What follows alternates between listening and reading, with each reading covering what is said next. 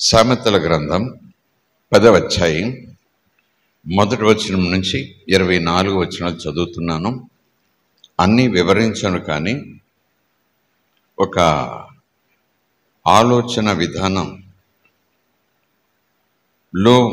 మనము కలిసి ముందుకు వెళ్ళాలనే ఆలోచన.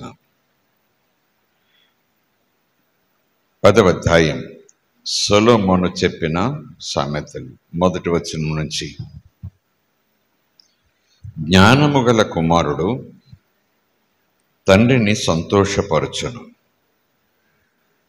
బుద్ధి లేని కుమారుడు తన తల్లికి దుఃఖము పుట్టించును.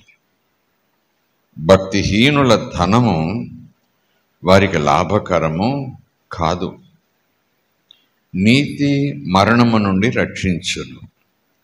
యెహోవా నీతిమంతుని ఆకలి కొననియ్యడు, భక్తిహీనుని ఆశను భంగం చేయును. బద్ధకముగా పనిచేయువాడు దరిద్రుడగును, శ్రద్ధ గలవాడు ఐశ్వర్యవంతుడగును. వేసవి కాలమున కూర్చువాడు సమకూర్చుకొనువాడు బుద్ధిగల కుమారుడు. కోతకాలమందు నిద్రించువాడు సిగ్గుపరుచు కుమారుడు. నీతిమంతుని తల మీదికి ఆశీర్వాదములు వచ్చును, బలాత్కారము భక్తిహీనుని నోరు మూసివేయును. నీతిమంతుని జ్ఞాపకం చేసుకొనుట ఆశీర్వాదకరమగును, భక్తిహీనుల పేరు అసహ్యత పుట్టించును. జ్ఞానచిత్తుడు ఉపదేశమును అంగీకరించును, పనికి మాలిన వదరుబోతు నశించును. యథార్థముగా ప్రవర్తించువాడు నిర్భయముగా ప్రవర్తించును, కుటిల ప్రవర్తన కలిగిన వాడు బయటపడతాడు. కనుసైగ చేయువాడు వేదన పుట్టించును. పనికి మాలిన వదరుబోతు అంటే ఎక్కువగా మాట్లాడేవాడు, పనికి మాలిన వదరుబోతు నశించును. నీతిమంతుని నోరు జీవపు ఊట, భక్తిహీనుల నోరు బలాత్కారమును మరుగుపరుచును. పగ కలహమును రేపును, ప్రేమ దోషములన్నిటినీ కప్పును. వివేకుని పెదవుల యందు జ్ఞానము కనబడును, భక్తిహీనుని వీపునకు బెత్తమే తగును. జ్ఞానులు జ్ఞానము సమకూర్చుకుందురు, మూఢల నోరు అప్పుడే నాశనము చేయును. ధనవంతుని ఆస్తి వానికి ఆశ్రయపట్టణం, దరిద్రుని పేదరికము వానికి నాశనకరం. నీతిమంతుని కష్టార్జితము జీవదాయకము, భక్తిహీనునికి కలుగు రాబడి వచ్చుబడి పాపము పుట్టించును. ఉపదేశమును అంగీకరించువాడు జీవమార్గములో ఉన్నాడు, గద్దింపునకు లోబడనివాడు త్రోవ తప్పిపోతాడు. అంతరంగమున పగ ఉంచుకొనువాడు అబద్ధికుడు, కొండెము ప్రచురము చేయువాడు బుద్ధిహీనుడు. విస్తారమైన మాటలలో దోషముండక మానదు, తన పెదవులను మోసుకొనువాడు బుద్ధిమంతుడు. నీతిమంతుని నాలుక ప్రశస్తమైన వెండి వంటిది, భక్తిహీనుల ఆలోచన పనికి మాలినది. నీతిమంతుని పెదవులు అనేకులకు ఉపదేశించును, బుద్ధి లేకపోవట చేత మూఢులు చనిపోవదురు. యెహోవా ఆశీర్వాదము ఐశ్వర్యమిచ్చును, నరుల కష్టము చేత ఆ ఆశీర్వాదం ఎక్కువ కాదు. చెడు పనులు చేస్తూనే ఉండుట బుద్ధిహీనునికి ఒక ఆటగా ఉన్నది. వివేకి జ్ఞాన పరిశ్రమ చేయుట అట్టిదే. భక్తిహీనుడు దేనికి భయపడనో అదే వాని మీదకి వచ్చేస్తుంది. నీతిమంతులు ఆశించినది వారికి దొరుకుతుంది. ఇలాంటి మాటలు ఎన్నో స్తోత్రం కలుగునుగాక. ఈ చదివించిన మాటల్లో మనము త్వరగా చురుకుగా ధ్యానించబోయే ఎన్నో ఆలోచనలు ఇందులో ఇమిడిపోయి ఉంటాయి. మాట వినడు, నాశనాన్ని కొని తెచ్చుకుంటాడు, ఎంత సంపాదించినా చేతిలో నిలవదు, అతడు సన్మానమునకు పాత్రుడు కాలేడు, ఎవరు చెప్పిన మాట వినడు. చివరికి ఒక్కొక్కసారి చూస్తే నాశనం అంటూ బలమైన మాట పలుకుతున్నాడు. కనుక మూర్ఖత్వం అనేది చాలా ప్రమాదకరమైన విషయం. స్తోత్రం కలుగునుగాక. గడిచిన వారం మీకు గుర్తుండే ఉంటుంది, అబీగయలు ఒక హౌస్ వైఫ్, కానీ జ్ఞానము కలిగిన భార్య, స్త్రీ. ఆమె ప్రవర్తించిన తీరు, తీసుకున్న నిర్ణయాలు, చేసిన ఏర్పాట్లు, ఆలోచన విధానము, ఆ చురుకుదనము, సమయానుకూలమైన మాట, దైవభక్తి కలిగిన దేవుని నెరిగిన వ్యక్తిగా ఎదుటి వ్యక్తి యొక్క స్థితి, ఆ వ్యక్తిలో దేవునికున్న పాత్ర లేదా దేవునిలో ఆ వ్యక్తికి ఉన్న పాత్ర ముందుగానే గమనించి ఆలోచన కలిగి అలాగున ఆమె తీసుకున్న నిర్ణయాలు సమయానుకూలంగా సమయం ఎరిగి తాను చెప్పదలుచుకున్నది చెప్పే మరింత శ్రేష్టమైన జ్ఞానం అనుకుంటూ వచ్చాం. మరి కాస్త ముందుకు వెళ్ళి మనం చదువుకున్న వచనాలు బట్టి చకచక కొన్ని మాటలను చెప్పుకొని ముగించుకుందాం. స్తోత్రం కలుగునుగాక. Praise the lord. హల్లెలూయా. అన్ని మాటలని కాదు, కానీ గడిచిన వారం మనం ఆలోచన చేసిన విషయాలు చూస్తే, ఇంట్లో పనివాడు యజమానట, భూస్వామట, ధనవంతుడట, గొప్ప ధనవంతుడట, బహు అని ఉంటుంది అక్కడ సమూయేలు గ్రంథంలో. పనివాళ్ళు కూడా ఉన్నారు, చాలా మందలు కూడా ఉన్నాయి, స్నేహితులు కూడా బాగా ఉన్నారు. బాగా ఆస్తి కలిగి ఉన్న వ్యక్తి, ఎందుకంటే చివరి ఘడియలో మనం చదువుకున్నాం, అతడు గొప్ప విందు చేశాడని. స్తోత్రం కలుగునుగా. గొప్ప విందు చేశాడని, త్రాగి మత్తుడై ఉన్నాడని.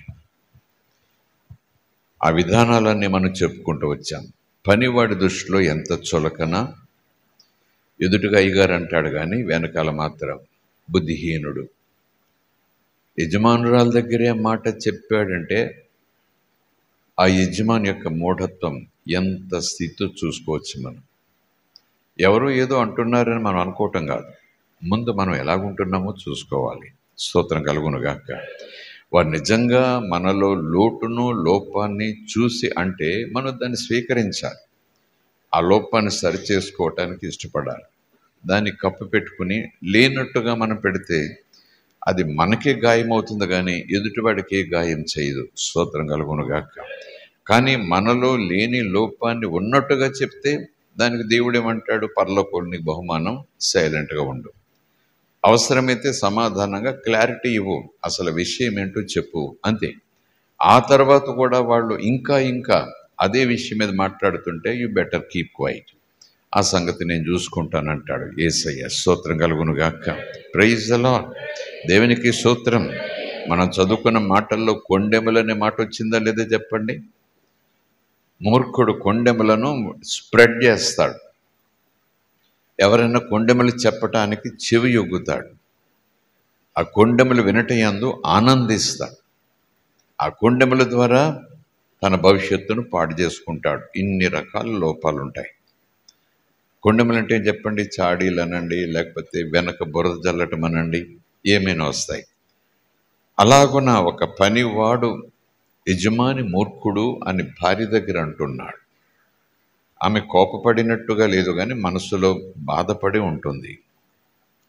ఎందుకంటే తాను గౌరవించే తన భర్త, ఇంటికి యజమాని, ఊర్లో సంపద కలిగిన వ్యక్తి, అయ్యో పనివాడి చేత కూడా ఈ స్థాయిలో అని, అవును ఆయన కూడా అంతే మరి అని అంగీకరించే స్థితి వచ్చేసింది. కనుక మూర్ఖత్వం మనం అనుకుంటాం, కానీ మనం అన్నీ చేసుకుపోతుంటాం. నా ఇష్టం, ఎవరేమనుకుంటే నాకెందుకని. కానీ అక్కడ ఆ సన్నివేశం చూస్తూ ఉంటే ఆ మూర్ఖత్వం అతనిని ఎక్కడ తీసుకెళ్ళిందంటే దేవుడే దెబ్బేయాల్సి వచ్చింది. చిన్న దెబ్బ కాదు, యెహోవా మొత్తగా అతడు చనిపోయెను అని ఉంది. పాత నిబంధన ధర్మశాస్త్ర కాలం. స్తోత్రం కలుగునుగా. హల్లెలూయా. నిజానికి దావీదు అతనిని అంతమొందించటానికి, బుద్ధి చెప్పటానికి కాదు, అంతమొందించడానికి కోపంతో బయలుదేరాడు. ఈమె అడ్డుపడింది. దావీదు కూడా ఆమెను ఘనపరుస్తాడు. నా చేత ఒక హత్య జరగకుండా నువ్వు అడ్డుకున్నావు, దేవుడు నిన్ను దీవించుగాక అంటాడు. స్తోత్రం కలుగునుగాక. అంటే యుద్ధం యెహోవాదే. దావీదు తన చేతులు వెనక్కి తీసుకున్నాడు, అవగాహనలోకి వచ్చాడు, వెనక్కి వెళ్ళిపోయాడు. కానీ యెహోవా మాత్రం కార్యం చేశాడు. స్తోత్రం. అనుమతించాడు అని అనాలి. ఏదేమైనా మూర్ఖత్వం చాలా ప్రమాదకరం. లోకం అంతకంతకు మూర్ఖత్వంలోకి వెళ్ళిపోతుందంటలో ఏ మాత్రం సందేహం లేదు. ప్రార్థన చేసుకుంటూ మన చుట్టూ వాతావరణాన్ని, మన ప్రార్థన ద్వారా ఆయా స్థలాల్లో కొంచెం వాతావరణాన్ని కొంచెం మెరుగుపరుచుకోవచ్చు. ఇక్కడ పొల్యూషన్ ఎక్కువ ఉంది, అక్కడ ఆ మిషన్ పెడితే కాస్త పొల్యూషన్ తగ్గుతుంది, అది పీల్ చేసుకుంటుంది అనే మిషన్లు వచ్చాయి, ఎయిర్ ప్యూరిఫైయర్స్ అంటారు. అలాగ మన ప్రార్థన ద్వారా కొన్ని ప్రాంతాలను, కొన్ని కుటుంబాలను, కొన్ని స్థలాలను దేవుని మహిమ ప్యూరిఫై చేస్తూ వెళ్ళొచ్చు. కానీ మూర్ఖత్వం ఇంకా పెచ్చిపోతూనే ఉంటుంది. స్తోత్రం కలుగునుగా. హల్లెలూయా.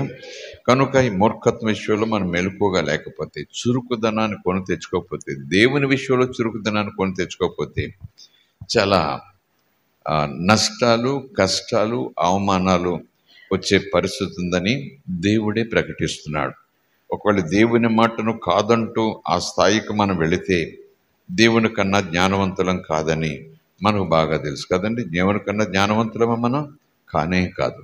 సో దేవుని మాటకు మనం తప్పక లోబడాలి. స్తోత్రం కలుగునుగాక. Praise the lord. హల్లెలూయా. దేవుని మనకి స్తోత్రం. ఆయన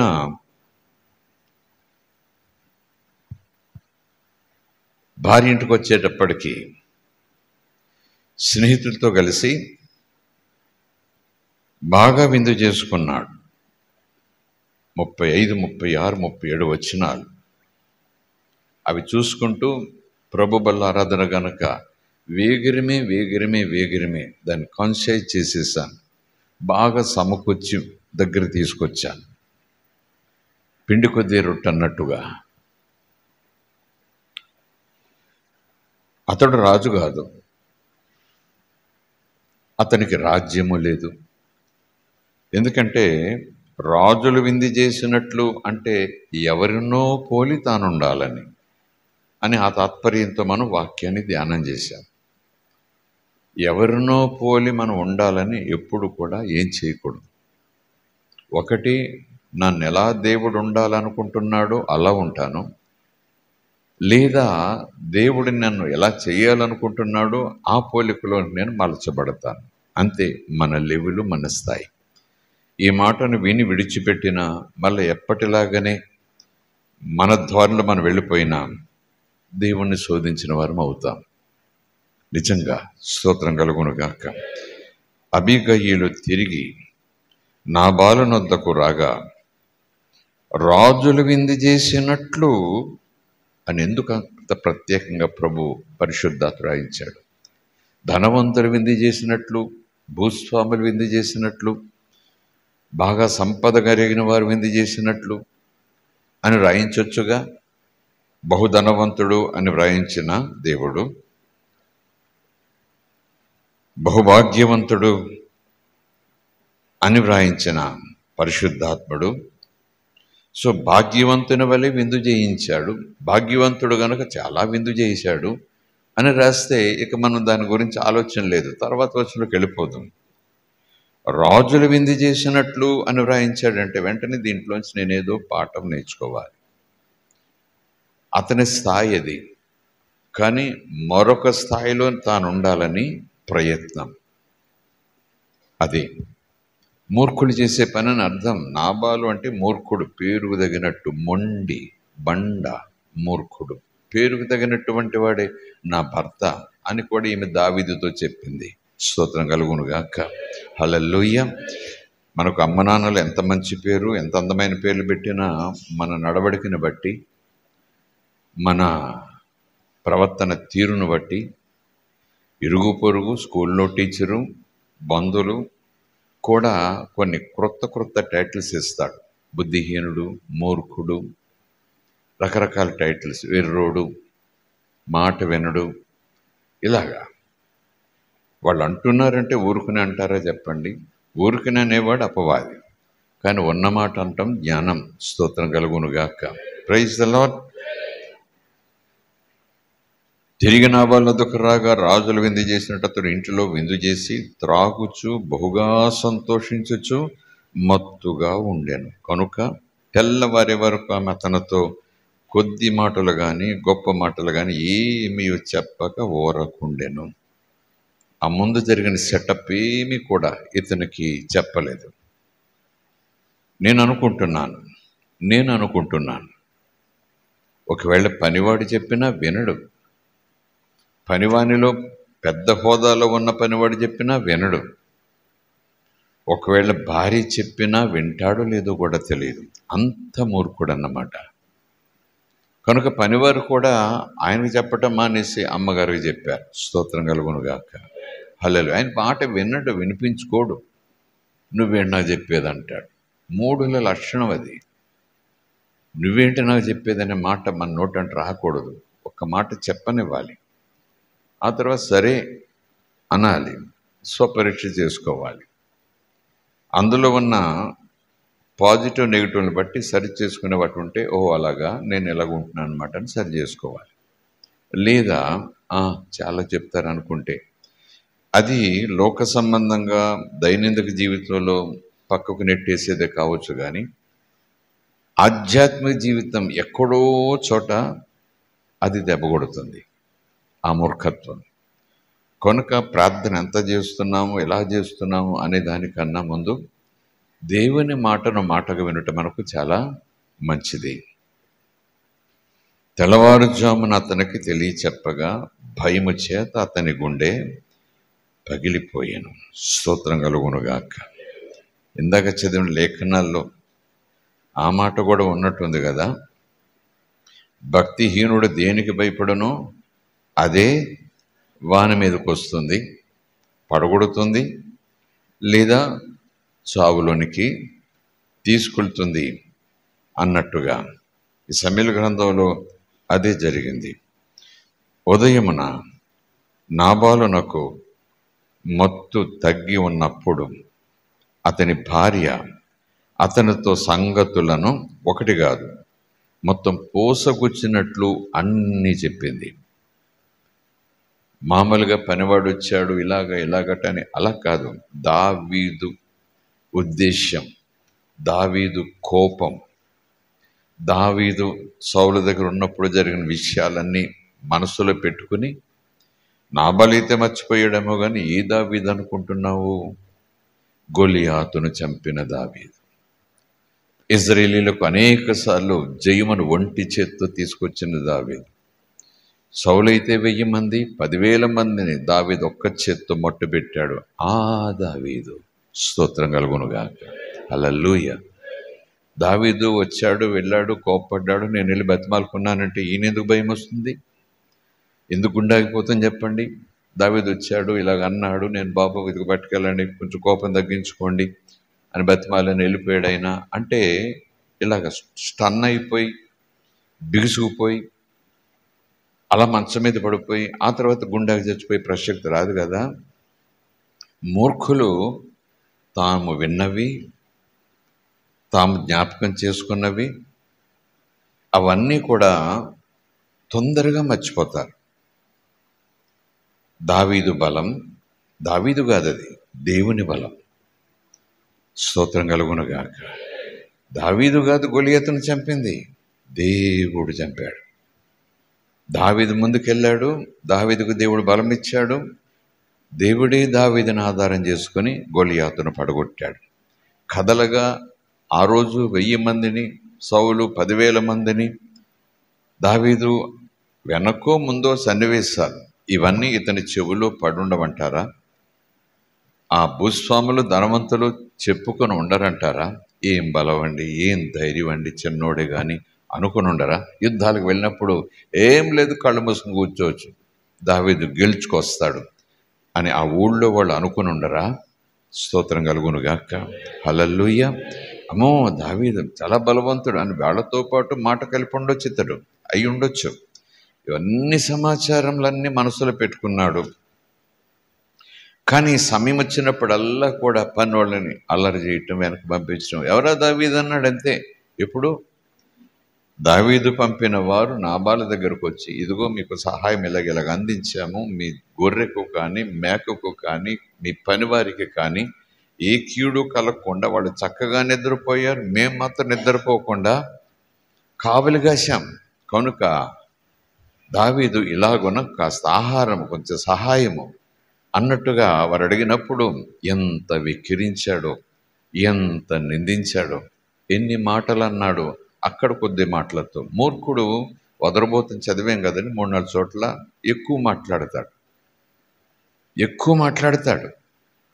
ఆయన ఎవరు వెళ్ళండి అనటం కాదు, బహుశా చాలా అని ఉంటాడు వదరబోతు మూర్ఖుడు. అక్కర్లేని విషయాలు, ఇతరుల మీద నెపం మోసే విషయాలు చాలా ఎక్కువ మాట్లాడతారు.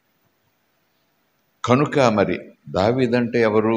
అప్పుడు జ్ఞాపకం రాలేదు, ఇప్పుడు ఎందుకు వచ్చింది భయం? అప్పుడు ఉన్నాడు దావీదు మనసులో, అంతే. మూర్ఖత్వం. ఎదుటి వ్యక్తి ఎవరితో మాట్లాడుతున్నాను, ఎవరు పంపించారు, అసలు ఏమడిగాడు? నా ఇంటిని అడిగాడా, నా ఆస్తిని అడిగాడా, ఏమడిగాడు? కాస్త ఆహారం, ఏదో సహాయం. నా ఆస్తిని కాపాడాడు, నా పనివారిని కాపాడాడు, నా మందను కాపాడాడు. దావీదు సైనికులతో చుట్టూ ఉన్నప్పుడు అసలు నాకు కాపలా లేకుండా పోయింది, ఎంత బాగున్నానో, నా పంటలన్నీ బాగున్నాయి, ఎవ్వరూ రాలేదు, ఏ కీడు జరగ, చివరికి జంతువులు కూడా గొర్రె పిల్లలు తీసుకుపోలేదు అని తెలుసు, అన్నీ తెలుసు. ఎవడ దావీదు? ఎవడిస్తాడు? బావుగారు సొమ్మా అన్నట్టు మాట్లాడి పొండి, ఇంకెక్కువ మాట్లాడకండి అని పంపించేశాడు. నిందించి, దూషించి, తిరస్కరించి పంపించేశాడు. అప్పుడు తెలియదా దావీదు గురించి? అప్పుడు తెలుసు అనుకుంటాను నేను, ఖచ్చితంగా తెలుసు. ఎందుకంటే ఆ 24 గంటలు 48 గంటలు 4-5 రోజుల్లో జరిగిన సన్నివేశం ఇది. భార్య చెప్పితే అంత భయం ఎందుకు రావాలి? అంతకుముందు దావీదు గురించి తెలియదా? ఎందుకంటే మూర్ఖత్వం, అజ్ఞానం ఒక్కొక్కసారి దేవుని బలాన్ని కూడా మనం మర్చిపోయేలా చేస్తుంది. దేవుని ఆ శక్తిని కూడా మనం మరుగున పడేసి దేవుని దూషించము కానీ అలాంటి మాట ప్రార్థనలు అనేస్తాము, ఇరుగు పొరుగు దగ్గర అనేస్తాం. నిజం. ఎందుకంటే మనం జ్ఞానం కలిగి ఉండాలి. జ్ఞానం ఎవరి దగ్గర దొరుకుతుంది మనకి? దేవుని దగ్గర, వాక్యం దగ్గర. స్తోత్రం కలుగునుగాక. Praise the lord. హల్లెలూయా. కనుక దావీదు పంపాడు, ఇదిగో మేము దావీదు చేత పంపబడిన వారము అన్నప్పుడు ఎవడా దావీదు అన్న మాటలు ఒకసారి చూద్దామా? వెనక్కి వెళదాం.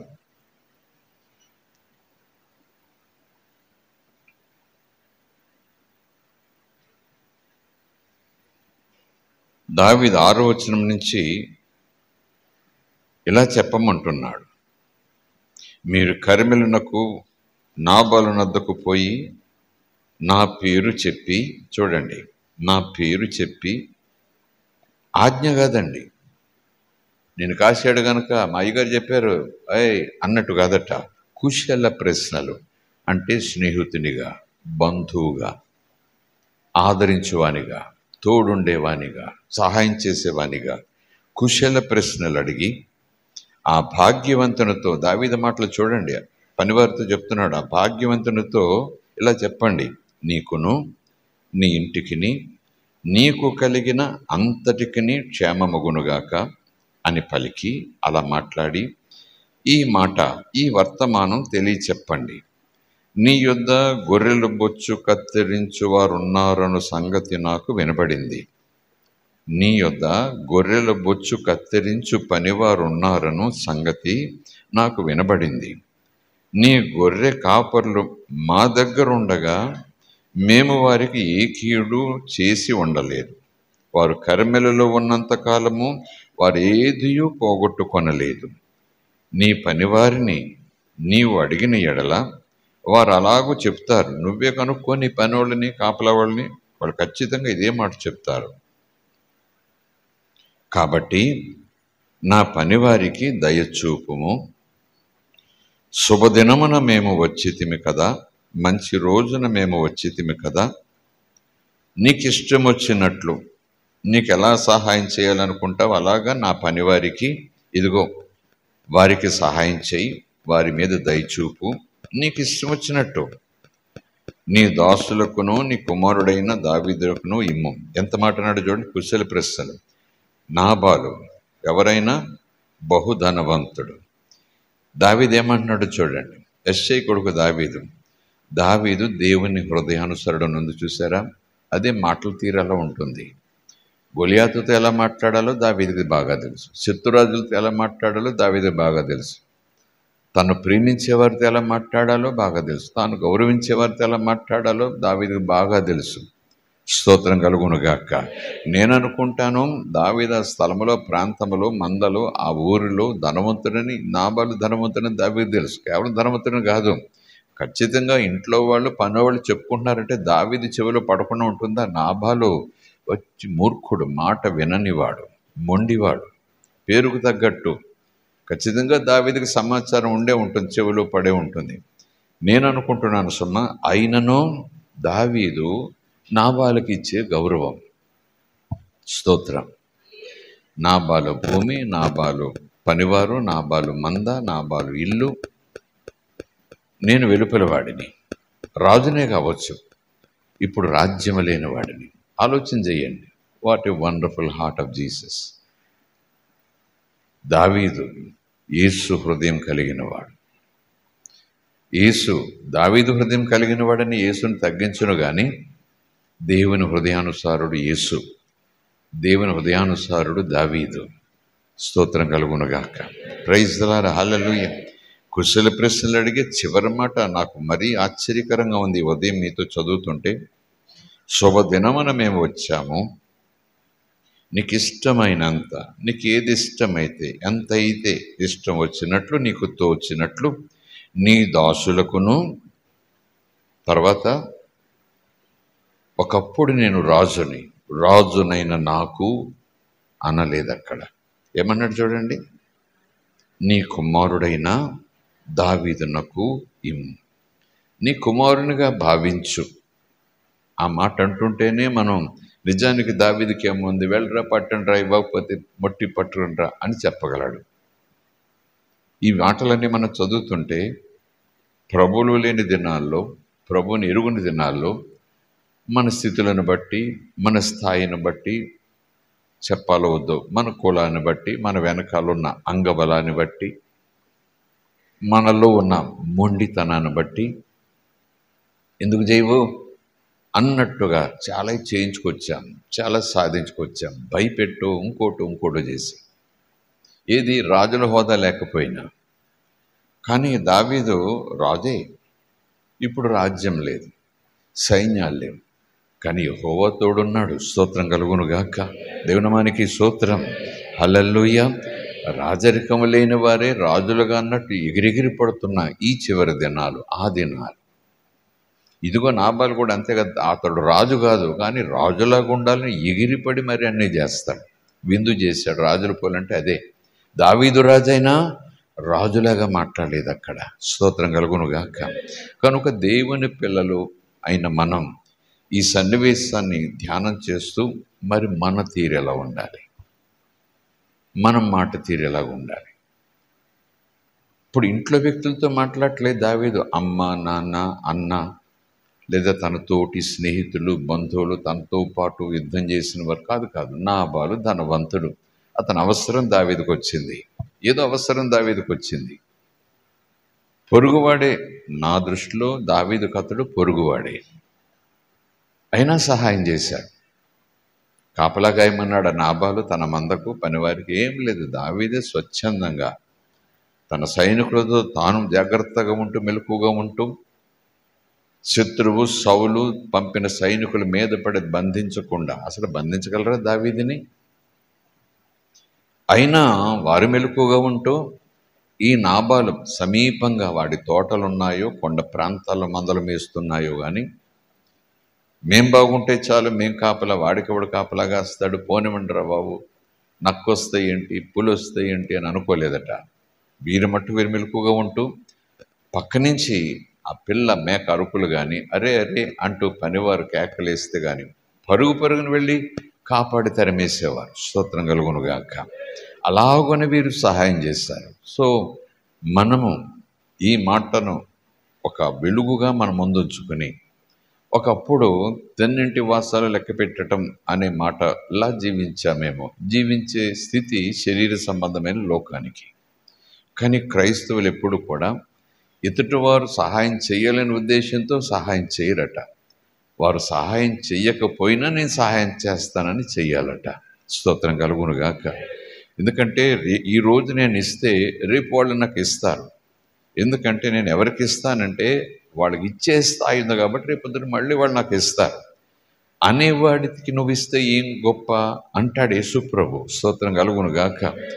ఈరోజు 10 రకాల భోజనం పెడితే వాడు కూడా కెపాసిటీ ఉంది, రేపు వాళ్ళు 10 రకాల భోజనం నీకు పెడతారు కనుక ఈ రోజున భోజనం పెడితే వాళ్ళు భోజనం పెడతారు కనుక నీకు మరలా అలాగను భోజనం పెట్టే వాళ్ళకి ఈ రోజున భోజనం పెడుతున్నావు, అందులో ఏం గొప్ప లేదు, ఓకే, కామన్ మీల్.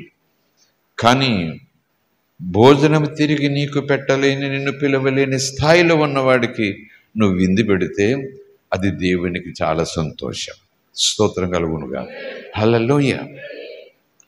దావీదు నాకు సహాయం చేశాడా నాబాలు, నాకేమైనా మందపాలు పంపాడా అనేమనుకోలేదట. రాజును కాదు ఇక్కడ ఉంటున్నానని తెలుసు కదా అన్నట్టు లేదు సమాచారం.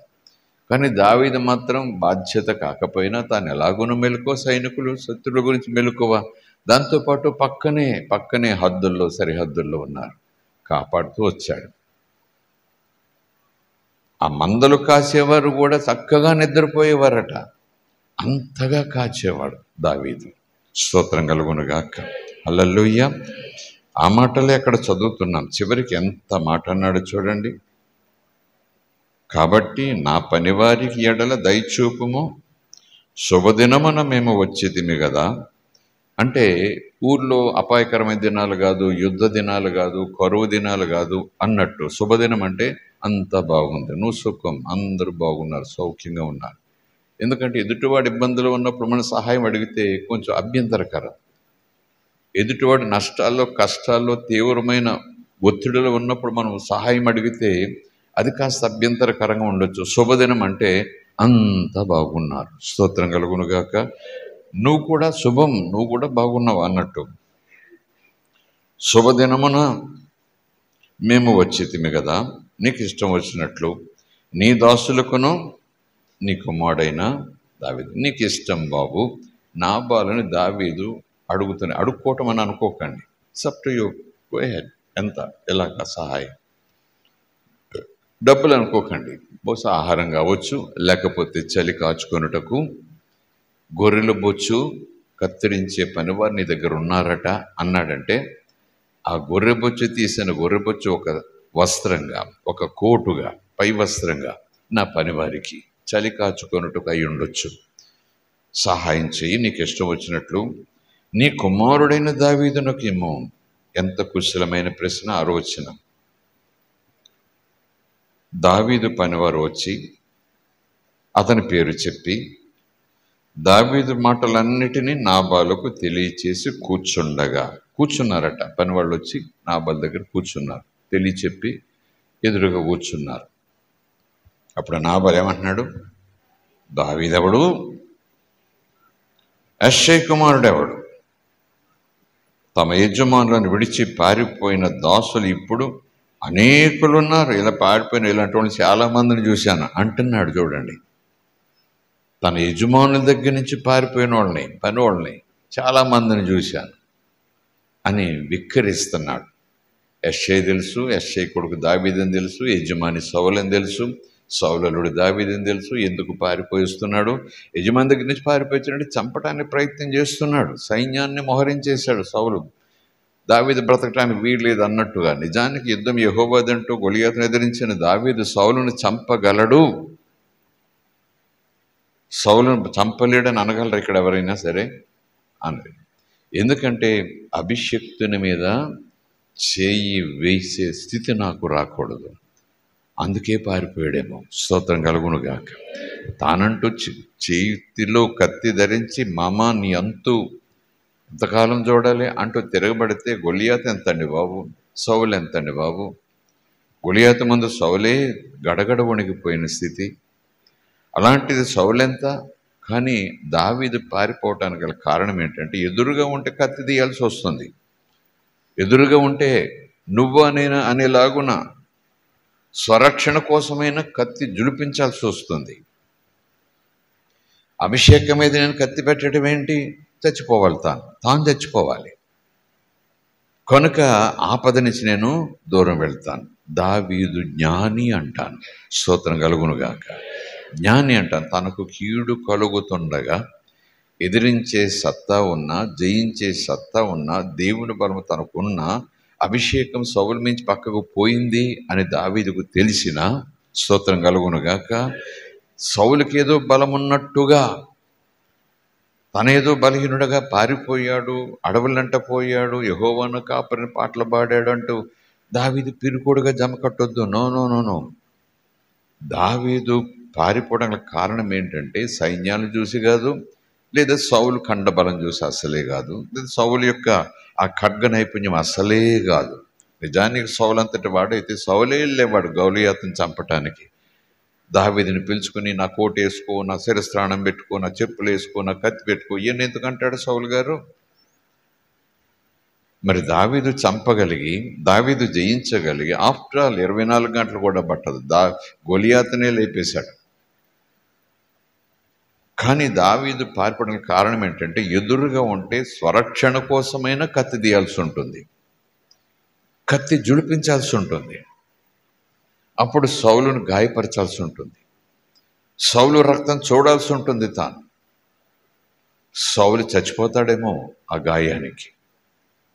దావీదు భయమంతా, యెహోవా చేత అభిషేకించబడిన వాడిని నేను ముట్టను. స్తోత్రం కలుగునుగా. 2 సార్లు 3 సార్లు సౌలు దగ్గర వచ్చేసాడు. దావీదుని పట్టుకోవడం తానే ప్రయత్నం చేశాడు. నేను వస్తాను పదండి అంటూ సైనికులు తీసుకుని బయలుదేరాడు. పడుకున్నప్పుడు దగ్గరకు వచ్చి ఆ సౌలు యొక్క పైనున్న వస్త్రం చెంగు కోశాడు. ఆ తర్వాత చెంగు పంపించాడు. నీ వస్త్రపు చెంగును కత్తిరించింది నేనే, ఇదిగో ఇదిగో. జల్లు మంది సౌలుకి. ఇంత దగ్గరికి వచ్చాడా, అయినా నన్ను చంపలేదా? దావీదా నా కుమారుడు అంటాడు.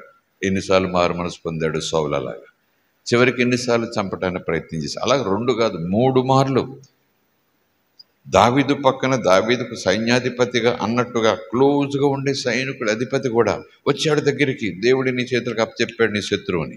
చూడు ఎలా పడుకున్నాడు, శుభ్రంగా నిద్రపోతున్నాడు, అలిసిపోయి. ఆ గుహలోనే దావీదు ఉన్నాడు, ఆ గుహలోనే సౌలు చక్కగా నిద్రపోతున్నాడు. వెంటనే ఆ అధికారి అంటున్నాడు, ఆ సైన్యాధ్యక్షుడు అనాలో లేకపోతే ఆ కుడిభుజమనాలో, దావీదు యెహోవా నీ చేతికి అప్పచెప్పాడు సౌలు. ఈ వ్యక్తి అయితే నేను భయపెడుతున్నాడు, తరుముతున్నాడు, అడవులంపడి పరిగెత్తాలు చేస్తున్నాడు, వాడు నీ కాళ్ళ దగ్గరకు వచ్చాడు. నిద్రపోతున్నాడు, ఏం యుద్ధం లేదు, హడావుడు లేదు, గొడవ లేదు, అంతే చటాల మొండెంతో శిరస్సు వేరు చేశాయి, అంతే ఫినిష్. యెహోవాయే నీకు అవకాశం ఇచ్చాడు, దేవుడే నీకు అవకాశం ఇచ్చాడు. నీ శత్రుని కాళ్ళ దగ్గరకు వచ్చి యుద్ధమే లేకుండా ఒక్కడిని లేపేయచ్చు అంటే no no no no no. అందుకే నేను అంటున్నాను, దేవుడు అనుమతించింది ఏది, దేవుడు అనుమతించని యుద్ధం ఏదో మనకు తెలియాలి. స్తోత్రం కలుగునుగాక. దేవుని హృదయానుసారుడు అంటే ఏదో పాటలు పాడాడు, వాయిద్యాలు వాయించాడు, ఆ ఒక్క మాట కాదండి. ఎన్ని లక్షణాలు ఉన్నాయో దావీదులో. చేతులెత్తి స్తోత్రం చెబుదాం. హల్లెలూయా. ఈ దినాల్లో మనం అభిషేకం పొందాము అనుకుంటూ అభిషేకం పొందిన వారి మీద నోటికొచ్చినట్లు మాట్లాడతాం, అభిషేకం పొందిన వారి మీద విచ్చలవిడిగా మాట్లాడతాం. లోకరీతిగా కూడా అలాంటి మాట్లాడరేమో. అలాంటి మాటలు దైవజనులు ఒకరినొకరు, విశ్వాసులు దైవజనుల్ని ఇష్టం లేకపోతే. మరి దావీదు కృపాకాలంలో లేడు, ధర్మశాస్త్ర కాలంలో ఉన్నాడు. దేవుని ఎరిగినవాడుగా, దేవుని చేత ఎరుగుబడినవాడుగా, దావీదా నా హృదయానుసారుడు అంటూ సమూయేలు అభిషేకం కోసం పంపించిన దినములో నా హృదయానుసారుడు, ఐ హావ్ సెలెక్టెడ్ హిమ్. స్తోత్రం కలుగునుగాక. ధర్మశాస్త్ర కాలంలో, ఉగ్రత కాలంలో, దేవుడు వెంటనే బుద్ధి చెప్పే కాలంలో, మరలా కృపతో వాళ్ళ దగ్గర తీసుకునే ఆ కాలంలో దావీదు యొక్క మనస్తత్వం, దావీదు యొక్క ఆ మాట తీరు, దావీదు యొక్క ఆ నిర్ణయాలు, దావీదు యొక్క ప్రయత్నాలు, దావీదు సమాధానపడే రీతి, గొడవలు ఎందుకురా బాబు సౌలు అన్నట్టు సమాధానపడే రీతి, ఏం చేశాను, నీకు ఏం అన్యాయం చేశాను, నీది ఆస్తి ఏం పోగొట్టాను, నీకు ఎక్కడ గాయపరిచాను, నీకేం లోటు చేశానంటే సౌలంతా కూడా అసూయతో రేపు రాజ్యం దావీదుది అయిపోతుందేమో, అసూయ అసూయ అసూయ, అంతే. సౌలు దావీదును చంపడానికి దావీదు ఏ నేరం చేయలేదు, సౌలులోకి వచ్చిన అసూయ. స్తోత్రం కలుగును గాక. ఈ అసూయలతో మీరున్నా నేనున్నా విశ్వాసి కొవ్వొత్తులాగా ఆత్మీయ జీవితాన్ని కరిగించేసుకుంటాడు. ఈ చూడలేనితనము, ఈ అసూయ, ఈ చెడ్డ దృష్టి అస్సలు క్రైస్తవులకు ఉండకూడదు. ఎదగనివ్వండి, దేవా ఇంకా ఎదిగించని ప్రార్థన చేయటమే మన పని. స్తోత్రం కలుగును గాక. ఎదిగిపోతున్నాడు, పెరిగిపోతున్నాడు, పక్కవాళ్ళు నేనేలాగా అస్సలు విశ్వాసులకు ఉండకూడదు. అది ఆత్మీయ జీవితానికి చెదలాగా పట్టేస్తుంది. మనసుకు కుదురుండనివ్వద్దు. బెంగ, చింత, కలహం, కోపం, ఫ్రస్ట్రేషను, ఇరిటేషను, ఇంకా కుటుంబంలో రకరకాల గొడవలు మొదలైపోతాయి. స్తోత్రం కలుగునుగాక. హల్లెలూయా. అప్పుడప్పుడు అక్కడక్కడ కథల్లోనే చదివి ఉండొచ్చు, దైవజనులు కూడా పెద్ద వయసుతో ఈ మాటలు చెప్పిన సందర్భాలు కూడా ఉండొచ్చు. తోటి కోడళ్ళ మధ్యన ఇలాంటివి, వాళ్ళు చూడు వాళ్ళు కొడుకున్నారు నాకు లేదు, అవును వాడు ఉద్యోగం చేసుకుంటున్నాడు, నా స్థాయిది, నేను ఇది కొనుక్కోగలను, దీంతో సరిపెట్టుకుందాం అంటాడు ఈ తమ్ముడు. వాళ్ళు కొన్నారు, కొంటావా లేదా. ఈ రీతి అస్సలు క్రైస్తవత్వానికి ఏమంటారంటే చెదలాంటిదే. ఇంకా తీవ్రంగా బలమైన పరుష పదం వాడాలంటే కుష్టు లాంటిది. క్రీస్తు మనసు మనం కలిగి ఉండాలి. అవును కదా చెప్పండి. పిలుపులు రాసిన పత్రికలో ఉంది కదా, అటువలే మీరు కూడా, మనం కూడా క్రీస్తును పోలి, అంటే క్రీస్తు కలిగిన మనసును మనం కూడా కలిగి ఉండాలి. అది అభ్యాసం చేయాలి. నేను మోకరిల్లు 1.5 గంటలు ప్రార్థన చేయగలను, నువ్వు చేయగలవా? ఓకే, అభ్యాసం చేసి 2 గంటలు 3 గంటలు ప్రార్థన 4 గంటలు చేశాను, నిన్ను గెలిచాను. ఇలాగున నేను రోజుకి 2 అధ్యాయాలు చదవగలను. వీటిల్లో మనం పరుగు పందాలి, గెలుస్తున్నాం, సాధిస్తున్నాం, అమ్మో అనిపించి చేస్తున్నాం. కానీ మనస్తత్వం ఎలాగ ఉన్నదనేది దేవునికి ఇష్టం. రోజుకు 60 అధ్యాయాలు చదువుతాను, 6 గంటల మోకాళ్ళు వేస్తాను, నేను స్తుతించినట్టు ఎవరు స్తుతించలేరు, నేను ఇక్కడ ప్రార్థన చేస్తే 10 వీధులు తెలుస్తుంది, పాలప్రద గారు ప్రార్థన చేస్తున్నారు అమ్మో అనుకుంటారు. కానీ నా మనసంతా అసూయ, స్వార్థం, ద్వేషం, చూడలేనితనం, అలాంటి స్థితి ఉందనుకోండి, దేవుడు అంటాడు ఎందుకు డబ్బా ప్రార్థనే. కానీ దేవుడు కాస్త ఇబ్బంది పడతాడు ఆ ప్రార్థన. ఎందుకంటే నీ మనస్తత్వాలు మార్చుకోకుండా ప్రార్థన విస్తరణ చేస్తున్నాడు. ప్రార్థన తత్వాన్ని మారుస్తుంది, మనస్తత్వాన్ని మారుస్తుంది. ప్రార్థన అంటే మరొకటి కాదు, దేవునితో సహవాసం. ప్రైజ్ ది లార్డ్, హల్లెలూయా. ప్రార్థన లోకానికి చేస్తామా, లోకాలను ఏలుబడి చేసే అపవాదికి చేస్తామా, మహాదేవుని చేస్తాం. ప్రార్థన అంటే సహవాసం, వినటము మాట్లాడటము, వినటము మాట్లాడటము, వినటము మాట్లాడటము. స్తోత్రం కలుగునుగాక. వినటం మాట్లాడటం. ఎందుకంటే లోకరీతిగా మీరు నాకు చెప్తారు ఈ సామెత, 6 నెలలు సహవాసం చేస్తే వాళ్ళు వీళ్ళు అయిపోతారు. 6 నెలలు సహవాసం చేస్తే మరి 6 సంవత్సరాల నుంచి 6 గంటలు ప్రార్థన చేస్తారు రోజుకి, కానీ మనసు నాకు రాదు. ఈ మనస్తత్వం నాలో ఉండదు. అసలు మనస్తత్వం కలిగి ఉండాలని కొంచెం కూడా నేను ప్రయత్నం చేయను.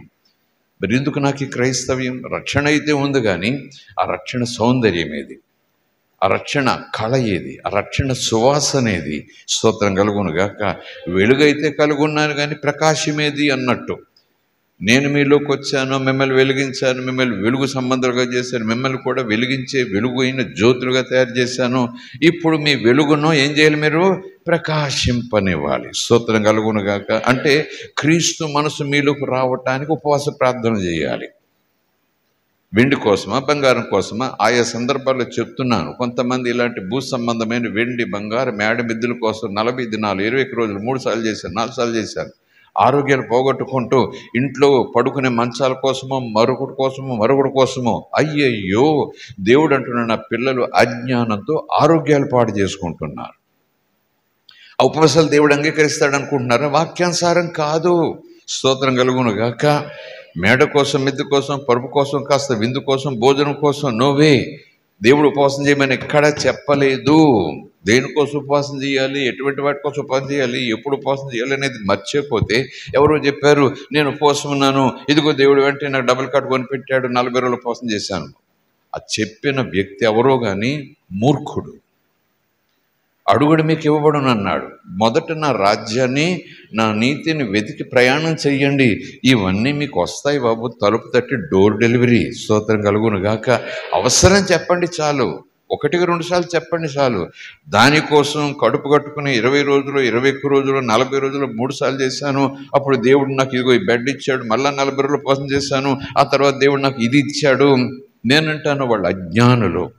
రక్షణ పొందారు కానీ దేవుని యొక్క వాక్య జ్ఞానం లేనివారు. స్తోత్రం కలుగును గాక.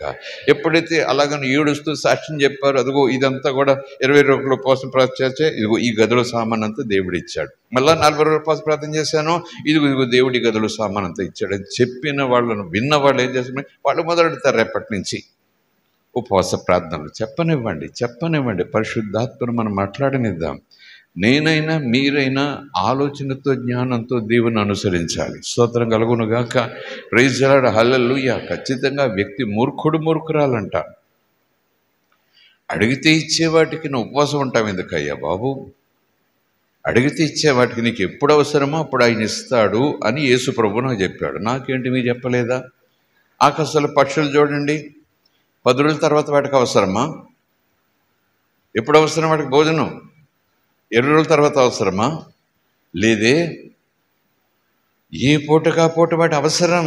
అవి అడగలేవు, బ్రతుకుతున్నాయి. వాటిని పోషిస్తున్నాడు తండ్రి. మిమ్మల్ని పోషించలేడా? సమయానికి మీకు ఇవ్వలేడా? స్తోత్రం కలుగును గాక. Praise the lord. హల్లెలూయా. దేవుని మానికి స్తోత్రం. హల్లెలూయా.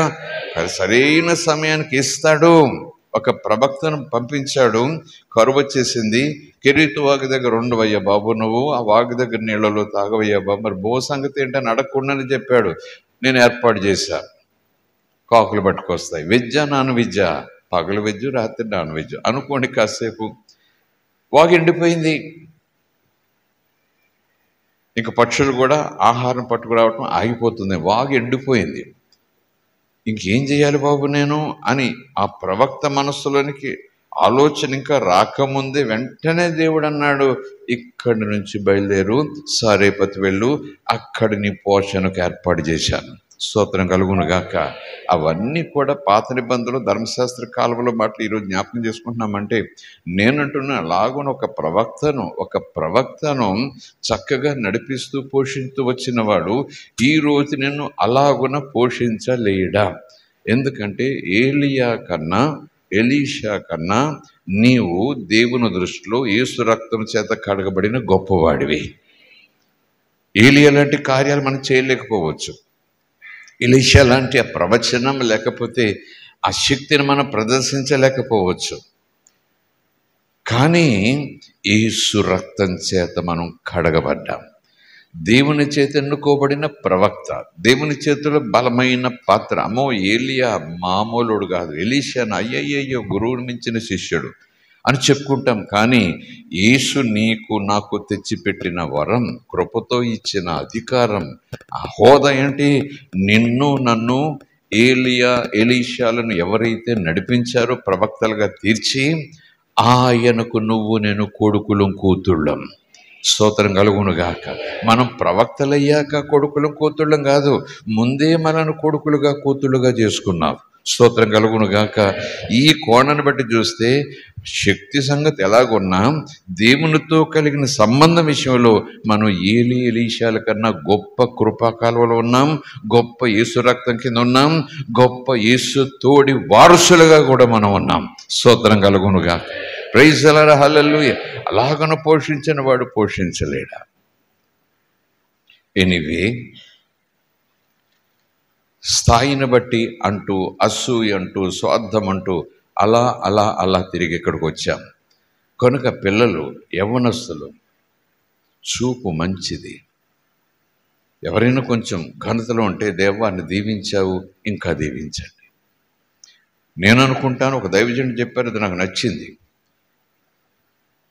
అసూయని కాదు కానీ నాకుంటే బాగుండేది, కనీసం అందులో సగం ఇలాగున్నా బాగుండును, దేవుడు నాకు ఇస్తే అనే మనసు వచ్చిందనుకో, వెంటనే నువ్వు చెప్పాల్సిన మాట, దేవా వారిని ఇంకా దీవించు, వారిని ఇంకా దీవించని ప్రార్థించు, దేవుడు నీ ఇంట్లో కార్యాలు చేస్తాడు అంటూ ఒక హుషారు పలికించే మాట. అయ్యో నాకు లేదు, అయ్యో నాకు లేదు, వాళ్ళకుంది, అయ్యో నాకు లేదు, వాళ్ళకుంది, వాళ్ళకి అంతుంది, నాకు ఇంతే ఉంది, ఏంటి దేవుడా? సహజంగా మనం అనొచ్చు, కానీ క్రీస్తు మనస్తత్వంతో మనము పొరుగు వాళ్ళు బాగుండాలి, ఇరుగు బాగుండాలి, స్తోత్రం కలుగునుగాక. మనం ఎలాగునో బాగుండాలని ప్రార్థన చేసామనుకోండి, దేవుడు నిన్ను బాగు చేయక అవన్నీ బాగు చేస్తాడు. ఖచ్చితంగా నీలో అడగకుండానే సంపదలనైనా అప్పటికప్పుడు రప్పించగలడు. స్తోత్రం కలుగునుగాక. హల్లెలూయా, దేవునికి స్తోత్రం. సో రాజులు విందు చేసినట్లు అతడు ఇంటిలో విందు చేసి త్రాగుచు బహుగా సంతోషించచ్చు మత్తుగా ఉంటే, గొప్ప సంగతి కానీ కొద్ది సంగతి కానీ ఏమి చెప్పగా ఉండిపోతే, ఉదయమున నాబాలుకు మత్తు తగ్గి ఉన్నప్పుడు అతని భార్య అతనితో ఆ సంగతులన్నీ మొదట ఎలా మాట్లాడాడు చదువుకున్నాగా. ఎవడా దావీదు? ఏంటి వెళ్ళండి అంటూ పైగా విక్కరించాడు. యజమాని దగ్గర నుంచి పారిపోయి ఇచ్చాడు. అంటే సౌలు దగ్గర నుంచి ఎందుకు పారిపోవాల్సి వచ్చింది అనేది మనం చదువుకుంటే ఇంత దూరం వచ్చాం. పిరుకోడై పారిపోయాడా? గొలియాతుని ఎదురుగా వెళ్ళి చేతిలో రాయితో కొడతానని వెళ్ళిన వాడు సౌలుకు పారిపోతాడా? సౌలుకు భయపడిపోతాడా? సౌలు గొలియాతు భయపడ్డా? గొలియాతు దావీదు భయపడలేదు. యజమాని దగ్గర నుంచి పారిపోయి ఇచ్చాడు. ఇది తెలిసింది కొంతమందికి. ఎందుకంటే కొంతమంది సంగతులు తెలిసినా సరే ఆ వెళ్ళిపోయిన స్థితిని బట్టి ఎన్ని రకాల వికిలి మాటలు మాట్లాడేసుకుంటాడు. గొలియాతును జయించిన వాడు సౌలు నుంచి పారిపోయాడంటే ఏంటో సంగతి ఉంటుంది, దీన్ని వెనకాలని ఆలోచన చేయొద్దు కదా. మూర్ఖులంట నోటికి ఎంత వస్తే అంత మాట్లాడేస్తారు, ఏం తోస్తే అది మాట్లాడేస్తారు. స్తోత్రం కలుగునుగాక, దేవునికి స్తోత్రం కలుగునుగాక. హల్లెలూయా. చిన్నపిల్లవాడని అనను కానీ కాస్త జ్ఞానం అన్నవాడు గొలియాతును ఒంటి చేత్తో గెలుచుకొచ్చిన వ్యక్తి, సౌలు దగ్గరికి వాడి శిరస్సును తీసుకుని వచ్చిన వ్యక్తి. సౌలే ఏం చేద్దామంటే అందరినీ పోగేసి నువ్వు వెళ్ళరా అంటూ చెప్తున్న రోజుల్లో ఇదిగో ఈ దావీదే. ఎందుకంటే దావీదు ఎవరు? ఏ దావీదు అడ్రస్ ఏంటి? నాన్నెవరు? చాలామంది దావీదులు ఉన్నారు ఊళ్ళో అన్నట్టు కాదు. యెష్షై కొడుకు అంటే తెలుసు దావీదు ఎవరో. స్తోత్రం కలుగును గాక. ఎందుకు పిలిపించుకున్నాడు సౌలు? దావీదు వీణ వాయిస్తే ఏం జరిగేదో, దావీదు గొలియాతు దగ్గరికి వెళ్తే ఏం జరిగిందో అంతా తెలుసు. అయినా సరే యజమాని దగ్గర నుంచి పారిపోయి ఇచ్చాడు, సిగ్గుమాలి కుట్ర చేసి అంటూ చాలా తొందరపాటు. అందుకే వాగుడు వ్యర్థమైనటువంటి రీతిలో మాట్లాడతారు వాళ్ళు. అందుకే దేవుడు అంటాడు లేఖనాలు మనకు తెలుసు, మీ మాటలు అవునంటే అవును, కాదంటే కాదు. మాట్లాడుటకు ఏం చేయాలి? నిదానించండి, వినుటకు వేగిరపడి. ఎంత చక్కటి మాటలో యేసయ్య ఇంత చక్కగా 1 by 1 మన పాఠాలు నేర్పిస్తూ ఉంటే, నేను ఇల్లెగిరిపోయేలా ప్రార్థన చేస్తాను, మాటలో నిదానం ఉండదు. అక్కడ దేవుడు అంటాడు ఇది నువ్వు మలుచుకో, ఈ బలహీనతను తగ్గించుకో, ఇందులో నువ్వు బలం పొందుకో అని దేవుడు చెప్పిన నేను విననే. 60 గంటలు చేశాను, 66 గంటలు చేశాను, 60 మందిని కూర్చోబెట్టి చేశాను, ఎంత ప్రార్థన చేశానంటే అని వీటితోటి అపవాది చంకలు కొట్టుకుంటాడు, దేవుడు ఇబ్బంది పడతాడు.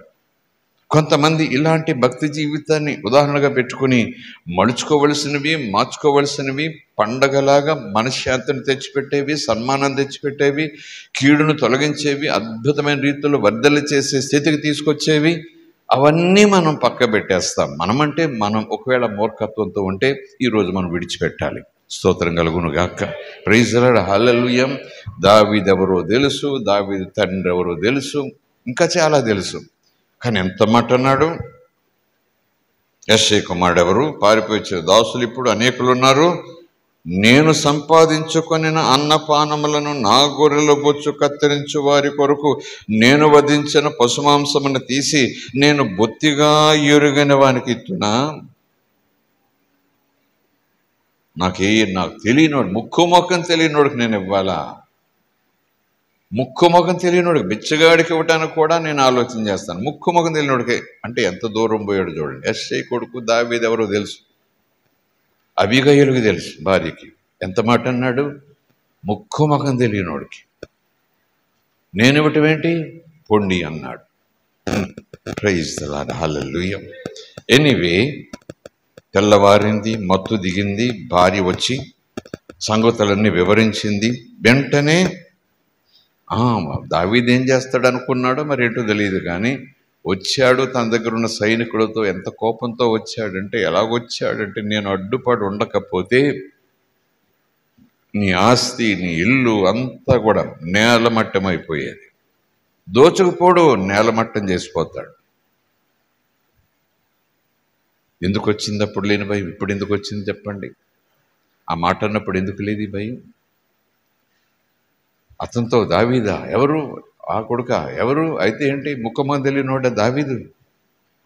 ముఖమొఖం తెలియనోడు అంటే ఈ భయం ఎందుకండి బాబు? స్టన్ అయిపోవటం ఎందుకండి బాబు? బిగుసుకుపోవటం ఎందుకండి బాబు? అంటే చంపేయడానికి వస్తున్నాడు, నా భార్యలు అడ్డుకుంది. ఏ దావీదు? యెష్షై కొడుకు. ఎవరు? సౌలు దగ్గర నుంచి పారిపోయాడని చెప్తే అన్ని సంగతులు తెలుసండి. ఆ మాట అన్నప్పుడు లేని భయం ఇప్పుడు ఎందుకు? పర్యవసానంలో చాలా సందర్భాల్లో మనం మాటలు విసిరేస్తాం, దానికి సంబంధించిన రిజల్ట్ వచ్చినప్పుడు ఉక్కిరి బిక్కిరి అయిపోతాం. ఆ మాట ఎందుకు అనాలి? ఈరోజు ఎందుకు భయపడాలి? ఆ రోజు ఎందుకు ఆ మాటని వాళ్ళని రెచ్చగొట్టాలి? ఈరోజు ఇలాంటి ఫలితం వచ్చినప్పుడు దేవా అంటూ నేను గుండెలు బాదుకోవాలి. ఈ తొందరపాట్లు మనకు ఉండకూడదు. స్తోత్రం కలుగునుగాక. అది ఎవరి లక్షణం? ఎవరి లక్షణం చెప్పండి? మూర్ఖుల లక్షణం. స్తోత్రం కలుగునుగాక. ప్రైజ్ ది లార్డ్, హల్లెలూయా.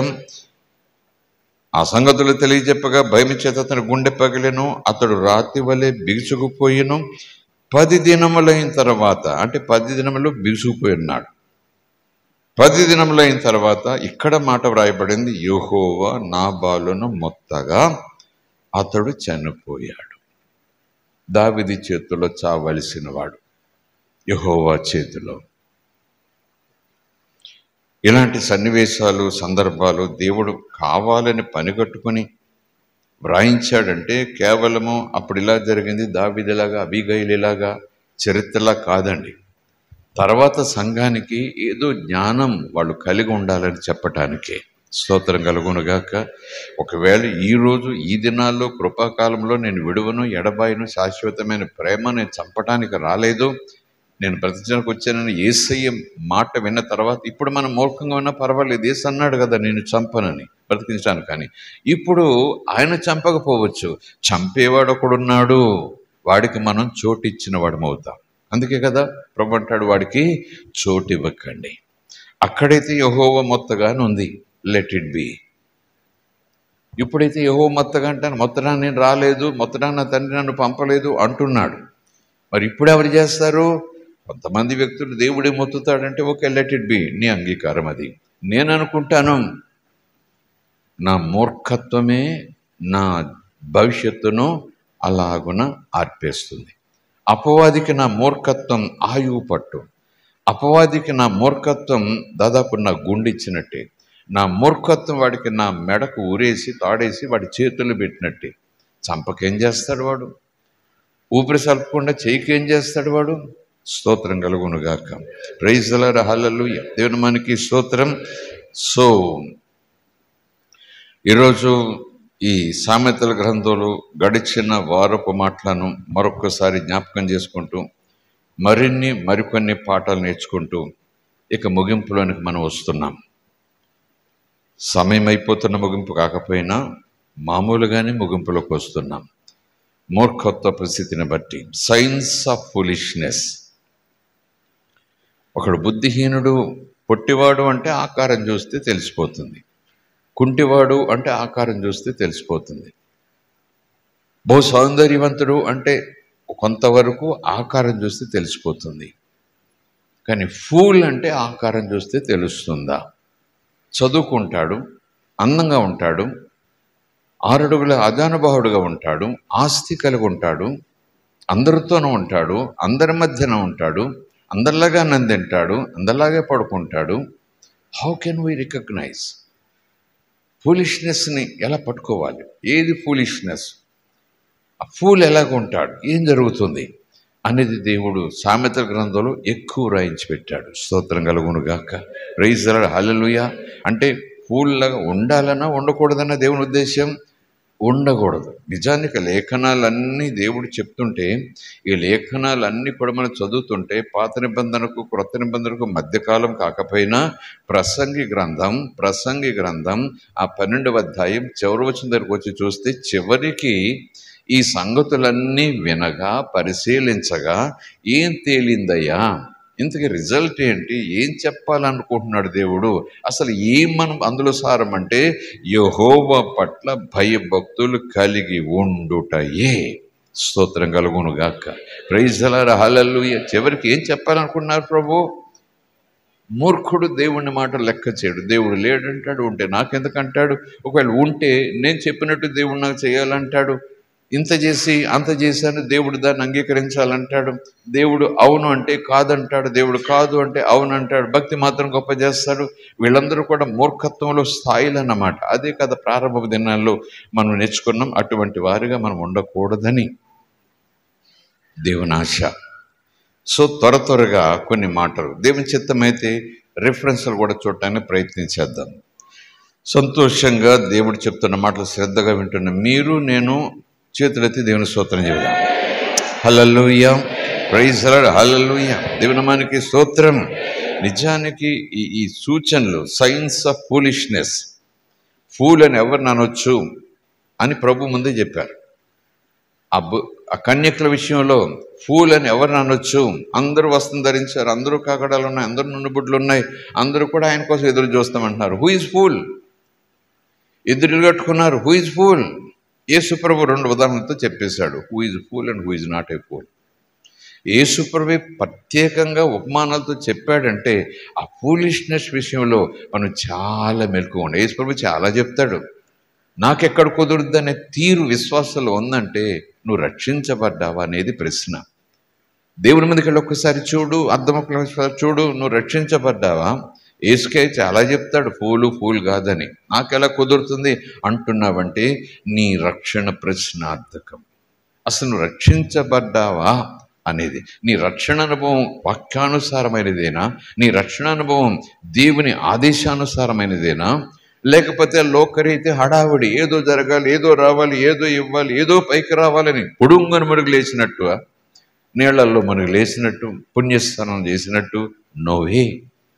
అందుకే మారు మనసు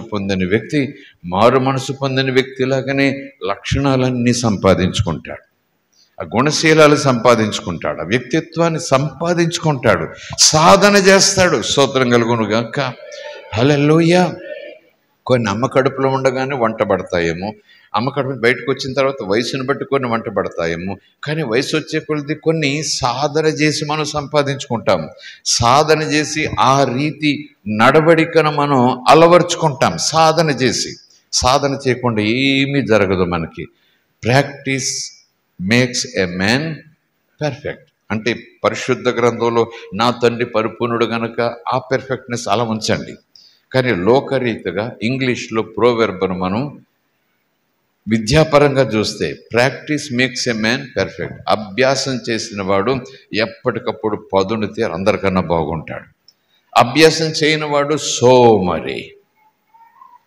వీధిలోకి వెళ్ళరా అంటే వీధిలో పులి ఉందంటాడు, పులులు అడవులు ఉంటాయి, సింహాలు అడవులు ఉంటాయి.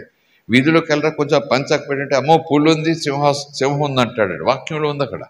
ఇలాంటి అంటే పనికి మాలిన వంకలు, పట్టులేని వంకలు చెబుతాడు. వాడు ఫూల్, వాడు సోమరి. లేఖనంలో ఉంది వాడు పేదరికాన్ని తెచ్చుకుంటున్నాడు. పేదరికం వాడి చుట్టూ తిరుగుతూ ఉంటుంది, అవకాశంతో లోపలికి వచ్చి పడుతుంది అని ప్రభువే చెప్తున్నాడు.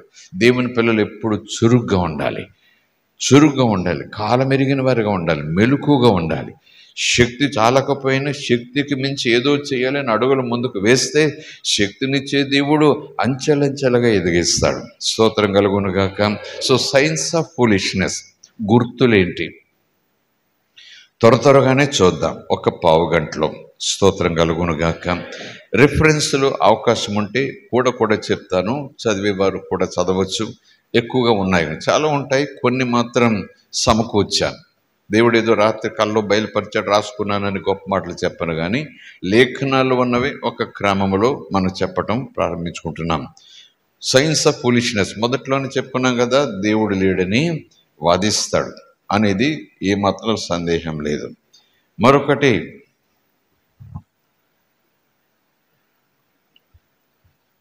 Fools cannot control their tongue. Fools cannot control their tongue. వారి నాలుకను మూర్ఖులు ఏమాత్రం కూడా కంట్రోల్ చేసుకోలేరు. ఇంత చదువుకున్న లేఖనాలు ఎక్కడుందో ఒకసారి చూడండి. 10వ అధ్యాయం సామెతలు,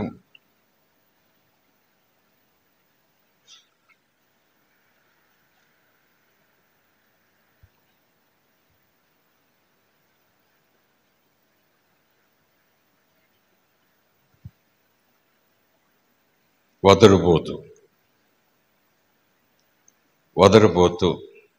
ఎక్కడుంది? 8వ వచనం. ఇంకో చోట ఉంది 10వ వచనం ఉందా? చదవండి ఒకసారి. జ్ఞానచిత్తుడు ఉపదేశమును అంగీకరిస్తాడు, అంటే చెప్పిన మాట వింటాడు. పనికి మాలిన వదరుబోతు నష్టపోతాడు. 10వ వచనం, కనుసైగ చేయువాడు వ్యధ బాధ పుట్టిస్తాడు, గాయపరుస్తాడు. పనికి మాలిన వదరుబోతు అంటే వాగుడుకాయ, బిక్కోల్ భాషలో లేదా లోకరి భాష చెప్పుకోవాలంటే వాగుడుకాయ. చిన్నప్పుడు పిల్లలంటే అది వేరే సంగతి, అమ్మ వసబోసి పెంచిందా అంటుంటారు చూసారా. ఒకటే మాటలు మన నోరు తెరిస్తే పొట్టలో ఎన్ని మాటలు. చిన్నపిల్లలు పెద్దోళ్ళు కూడా దూషిస్తూ ఉంటే, తిడుతూ ఉంటే, పెద్దోళ్ళు ఒకళ్ళనొక్కళ్ళు కోపాలు మాట్లాడుకునే మాటలు చిన్నపిల్లలు ఏదంటే 4-5 సంవత్సరాల వయసులో వస్తే ఎదుటి వాళ్ళు అలా మాట్లాడుతుంటే అమ్మనాలు మురిసిపోతుంటారు కొన్ని కుటుంబాల్లో. చిన్నోడు కానీ ఎలాంటి మాట అన్నాడో, రే నీకేమంటరా అంటూ దెబ్బేయటానికి బదులు ఇలాగ అన్నాడని మళ్ళీ వచ్చిన చుట్టాలందరికీ చెప్పుకుంటారు. అది మూర్ఖత్వం కాకపోతే ఇంకేంటి? అలాంటి ఇళ్లల్లో పేదరికం ఉండదంటే ఇంకెలాగుండాలి? అలాంటి ఇళ్లల్లో యేసు ఆశీర్వదిస్తూ ఉంటాడంటే ఏమనుకోవాలి? స్తోత్రం కలుగునుగాక. Praise the lord, hallelujah. దేవుని మనకి స్తోత్రం. ఇతరులను స్థాయి మరిచి, వయసు మరిచి, ఈవెన్ ఆ లెవెల్ మరిచి ఎదుటి వ్యక్తిని దూషించే పిల్లలు, చిన్న పిల్లలు, ప్రైమరీ స్కూల్కి వెళ్ళే పిల్లలు, ఇరుగువారిని, పొరుగువారిని, ఈదులో వాడిని, వాళ్ళను పెద్దవాళ్ళు మాట్లాడుతుంటే బుద్ధి చెప్పవలసిన తల్లిదండ్రులు నవ్వుకుంటారు, చూస్తూ ఊరుకుంటారు. ఇంకా కొన్ని మాటలు అందిస్తారు, ఎలాగనరా అని. లేరంటారా అలాంటి తల్లిదండ్రులు? లేరంటారా అలాంటి కుటుంబాలు? ఎక్కడికి వెళ్తాయి? ఏమవుతాయి? ఒకవేళ వాళ్ళు క్రైస్తు నమ్ముకున్న వాళ్ళైతే ఆలోచించాల్సిన విషయం. స్తోత్రం కలుగునుగాక. వారు ఊరికనే మాట్లాడతారు. The cannot control their tongue. దేవునిని కూడా వారు దూషిస్తూ మాట్లాడతారు. దేవునిని కూడా వాళ్ళు దూషిస్తూ మాట్లాడతారు. దేవునినే కాదు, దేవుని విషయాలను కూడా వాళ్ళు తిరస్కరిస్తారు. దేవుని మహిమను కూడా వాళ్ళు తిడతారు. దేవుని ప్రభావాన్ని కూడా వాళ్ళు దూషిస్తారు. స్తోత్రం కలుగునుగాక. ప్రైజ్ ది లార్డ్, హల్లెలూయా. ఈ మాట ఇలాగున పోల్చొచ్చో లేదో ఒక ఆలోచన అంతే. ప్రభు ఉన్నారు, ప్రభు స్వస్థపరచరు. ఇప్పుడు ప్రభు ఉన్నారు లేదా పరిశుద్ధాత్ముడు ఉన్నారు, పరిశుద్ధాత్ముడు స్వస్థపరచడు. ఆ స్వస్థత పరిశుద్ధాత్మది కాదు అంటూ తీవ్రంగా మాట్లాడే వాళ్ళని ఏమనాలి? దేవునిని దూషిస్తారు. దేవునిని దూషించకపోయినా దేవుని కార్యాలను కూడా దూషిస్తారు. అంటే క్రైస్తవుల్లో ఈవెన్ క్రీస్తును ఎరిగిన వారిని పోషించి, సంరక్షించి, బోధ చేసి నడిపించే వాళ్ళల్లో కూడా ఆ తీరు వాళ్ళు ఉన్నారనటంలో ఏ మాత్రం సందేహం లేదు. దేవుని మహిమను దేవుని కనపరుస్తారు, దేవుని మహిమను తిరస్కరిస్తారు. దేవుడు ఉన్నాడంటారు, దేవుని కార్యాలు లేవంటారు. దేవుడు ఇప్పుడు కూడా మన మధ్య ఉన్నాడంటారు, ఆయన ఇప్పుడు కూడా ఆ కార్యాలు చేయడంటారు. ఇప్పుడు లేవు, అయిపోయాయి అంటారు. దానికి ఎక్కడెక్కడో లేఖనాలు వెతుక్కుంటారు. ఇక వీరు వారు వాదం వివాదం, పెద్ద చర్చ వేదిక, ఏలలేసేవాళ్ళు, చప్పట్లేసేవాళ్ళు, వీని వెనక ఒక సైన్యం, ఆడ వెనక ఒక సైన్యం, ఇంకా లైక్లు డిజ్లైక్లు. సంఘమే కాదది. స్తోత్రం కలుగునుగాక. హల్లెలూయా. చాలామంది దైవజనులు చెప్తున్నారు, మీరు వింటున్నారు. ఇక్కడే కాదు, అసలు డిబేట్లేంటి, పబ్లిక్లో మీడియాలోకి వెళ్ళే డిబేట్లేంటి. ప్రభుని ఎరుగున వారిని తీసుకొచ్చి క్రైస్తవ ఛానల్స్లో కూర్చోబెట్టి డిబేట్లేంటి అని ఒక ఆయన అంటాడు. అసలు వాదాలేంటి, వివాదాలేంటి, అది సువార్త వెళ్ళి ప్రకటించండి. నమ్మేరు వారికి ఇదిగో ఇలా చేయండి, దట్స్ ఆల్. దేవుడు చెప్పకపోయినా ఇది దేవుని సేవ అనుకుంటే, ఏదో జ్ఞానం బోధిస్తున్నాం అనుకుంటూ, ఏదో చేస్తున్నాం అనుకుంటూ, అది కూడా సేవలోనే లెక్కలేసేసుకుని నోట్బుక్లో రాసేసుకుంటున్నావు నువ్వని కొంతమంది దైవజనులు చాలా తీవ్రంగా గద్దిస్తారు. కొంతమంది దుఃఖంతో గద్దిస్తారు. దేవుడు నీకు చెప్పిన పని ఏంటి, నువ్వు చేసే పని ఏంటి? దేవుని ఎరుగుని వ్యక్తిని ఎదురుగా కూర్చోబెట్టుకుని నువ్వు ఇలా కూర్చుని ఆయన లేడంటాడు, నువ్వు ఉన్నావంటావు, ఆయన తిడతాడు, నువ్వు ఇలాగంటావు, ఆయన ఏదో అంటాడు, నువ్వు ఇలాగంటావు. ఇదా దేవుడు చేయమన్నది నీకు? అదే చేశారు అపోస్తలులు అక్కడ. అఫ్కోర్స్ సమాజ మందిరం నిలబడి అక్కడున్న ధర్మశాస్త్రోపదేశకులతో, అంటే యెహోవాను ఎరిగిన వారితో పౌలు చాలా సందర్భాల్లో వాదం పెట్టుకున్నాడు, డిబేట్ పెట్టుకున్నాడు. అది నేను అంటున్నాను, యెహోవా అనగానే లింక్ ఉంది అక్కడ. యెహోవా అనగానే లింక్ ఉంది అక్కడ. జీవము గల దేవుడు. స్తోత్రం కలుగునుగాక. మరి ఇక్కడ లింక్ ఏంటి? మరి కొంతమంది సరిపుచ్చుకోవచ్చు. ఎందుకంటే పౌలు కూడా సమాజ మందిరాలు ఇలాగే డిబేట్ చేశాడు, ఇలాగే వాదం. నువ్వు ఇదిగో, నేను ఇదిగో, ఇక్కడ ఉంది, నువ్వు అక్కడ ఉంది. సో డిబేట్ చేసినందువల్ల తప్పేం లేదు అని ఆ సౌలు ఆ వాక్యాన్ని బోధించండి. అక్కడ యేసు ప్రభు కూడా ఆ సమాజ మందిరంలోన ఆలయంలో పెద్దలతో ఆయన సంభాషణ చేసే ప్రశ్నలు జవాబులు. 12 సంవత్సరాల వయసులో ప్రశ్నలు జవాబులు. యేసు ప్రభు జ్ఞానానికి, ఆ ప్రశ్నలకు జవాబులకు వాళ్ళు ఆశ్చర్యపోతూ ఉండిపోయారు. అప్పుడే యోసేపు మరియలు, బాబు బిడ్డ నువ్వు ఇక్కడ ఉన్నావా అంటూ వచ్చే సంగతి. కనుక ఇక్కడ యేసు చేశాడు, అక్కడ పౌలు చేశాడు. ఇక్కడ ఆలయంలో యేసు చేశాడు, అక్కడ పౌలు కూడా ఆలయంలో చేశాడు. So debates are allowed. Debates ఎవరితో చేశారు? చెప్పండి. యెహోవాను ఎరిగిన వారే. మిగిలిన అభ్యంతరం, యెహోవా పంపగా వచ్చిన వాడనని యేసు వచ్చాడు, తండ్రి పని మీద నేను వచ్చాను అన్నాడు. అక్కడ మొదలైంది. అక్కడ ఆయన చెప్పుకుంటూ వెళ్ళాడు, అంతే తప్ప వేరే వేరే విధి విధానాలు ఎప్పుడు వాదం పెట్టుకోలేదు. నో. స్తోత్రం కలుగునుగాక. ఒక్కసారి మన సువార్తల్లో అపొస్తలులు చేసిన బోధ, పత్రికలు, ఆ తీరు, వాళ్ళ వీధుల్లోకి వెళ్ళి ఏం మాట్లాడారు, ఎక్కడికి వెళ్ళి ఏం మాట్లాడారు అని చూస్తే అస్సలు ఎక్కడా లేవండి. లేని వాటిని పౌరుషంగా ప్రభు కోసం రోషం అనుకుంటూ గుడులు పడగొట్టేవాడు ఒకడు, బొమ్మలు పడగొట్టేవాడు ఒకడు, బొమ్మల మీద తారు పోసేవాడు ఒకడు. ఏమండి ఏం చేస్తున్నారు ఇక్కడ? వాక్యంలో ఏముంది, ఏం చేయమన్నారు? అందుకే ఉద్రేకమైన ఉజ్జీవ సభలు ఉద్రేకాన్ని పెడితే ప్రజలు అలాగే తయారవుతారు. మూర్ఖత్వంతో మనం దేవుని సేవ చేయలేం. దేవుని చిత్తానుసారంగా సేవ చేయాలి. యేసు ప్రభువుని సేవ చేయాలి. ఆదిమ సంఘం అపొస్తలుల మాదిరిగా సేవ చేయాలి. స్తోత్రం కలుగునుగాక. ఎవరికి వాళ్ళని సొంత సేవలు నిర్వచనం పెట్టేసుకుని దేవుడు నన్ను ఇలా పెట్టాడని ఈ గుడి ముందుకు వెళ్ళి ఆ గుడి ముందుకు వెళ్ళి అదంటూ ఇదంటూ స్పీకర్లు పెట్టి ఆ దయ్యం ఈ దయ్యం అంటూ ఎందుకు ఈ రంకెలు చెప్పండి? పౌలు గారు ఎక్కడికైనా వెళ్ళాడా? ఎక్కడికైనా ఏమన్నా చేశాడా? ఆలోచన. అప్పుడు లేవా గుడులు, అప్పుడు లేవే బలులు, అప్పుడు లేవే విగ్రహాలు. ఒకచోట పౌలన్న మాట జ్ఞాపకం వస్తూ ఉంది.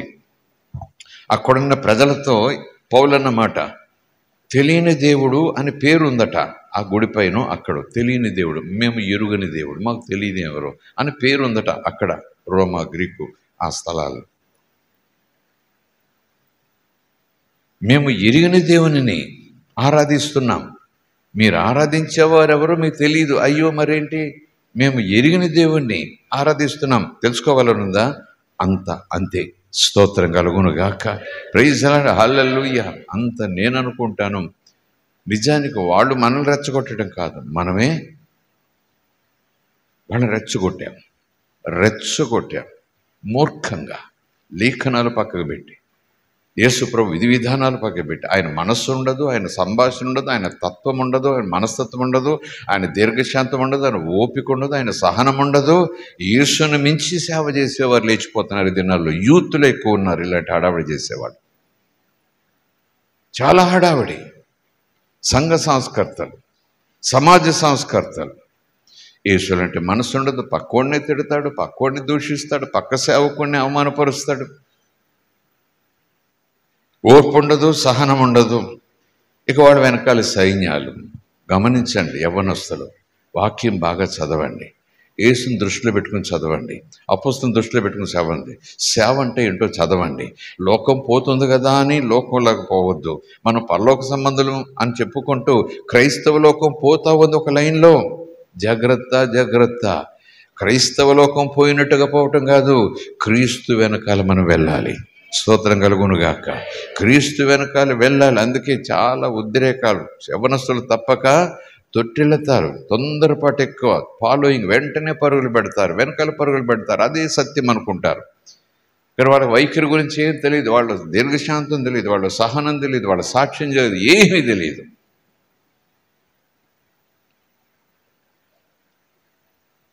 దేవునికి స్తోత్రం. హల్లెలూయా. మరొక సూచన, వాళ్ళ ఇష్టానికి లోబడతారు. వాళ్ళ ఇష్టము వాళ్లకు రాజు.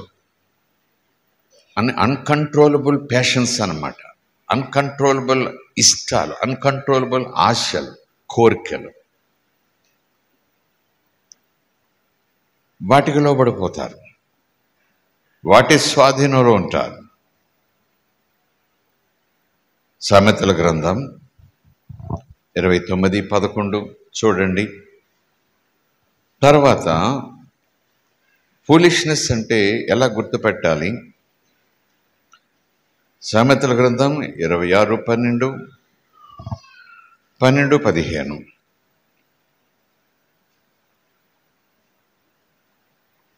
మూఢుని మార్గము వాని దృష్టికి సరైనది. 12-15 అంటే ఇది స్టేట్మెంట్ ఏంటంటే దే ఆర్ అన్కరెక్టబుల్. ఎవరు వాళ్ళని సరిచేయలేరు, అది అర్థం.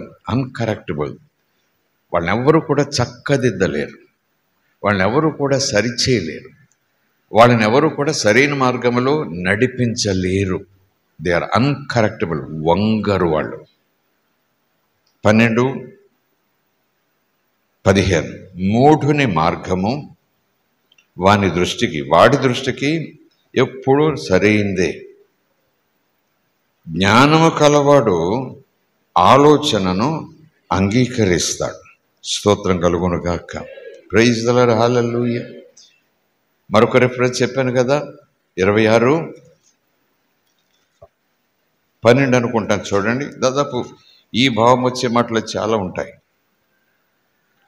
తన దృష్టికి జ్ఞానిని అనుకొని వానిని చూచితివా, వానిని గుణపరచుట కంటే, వానిని గుణవంతునిగా చేయటం కంటే ఏమండి మరొక మూర్ఖుని గుణపరచటం సులువు.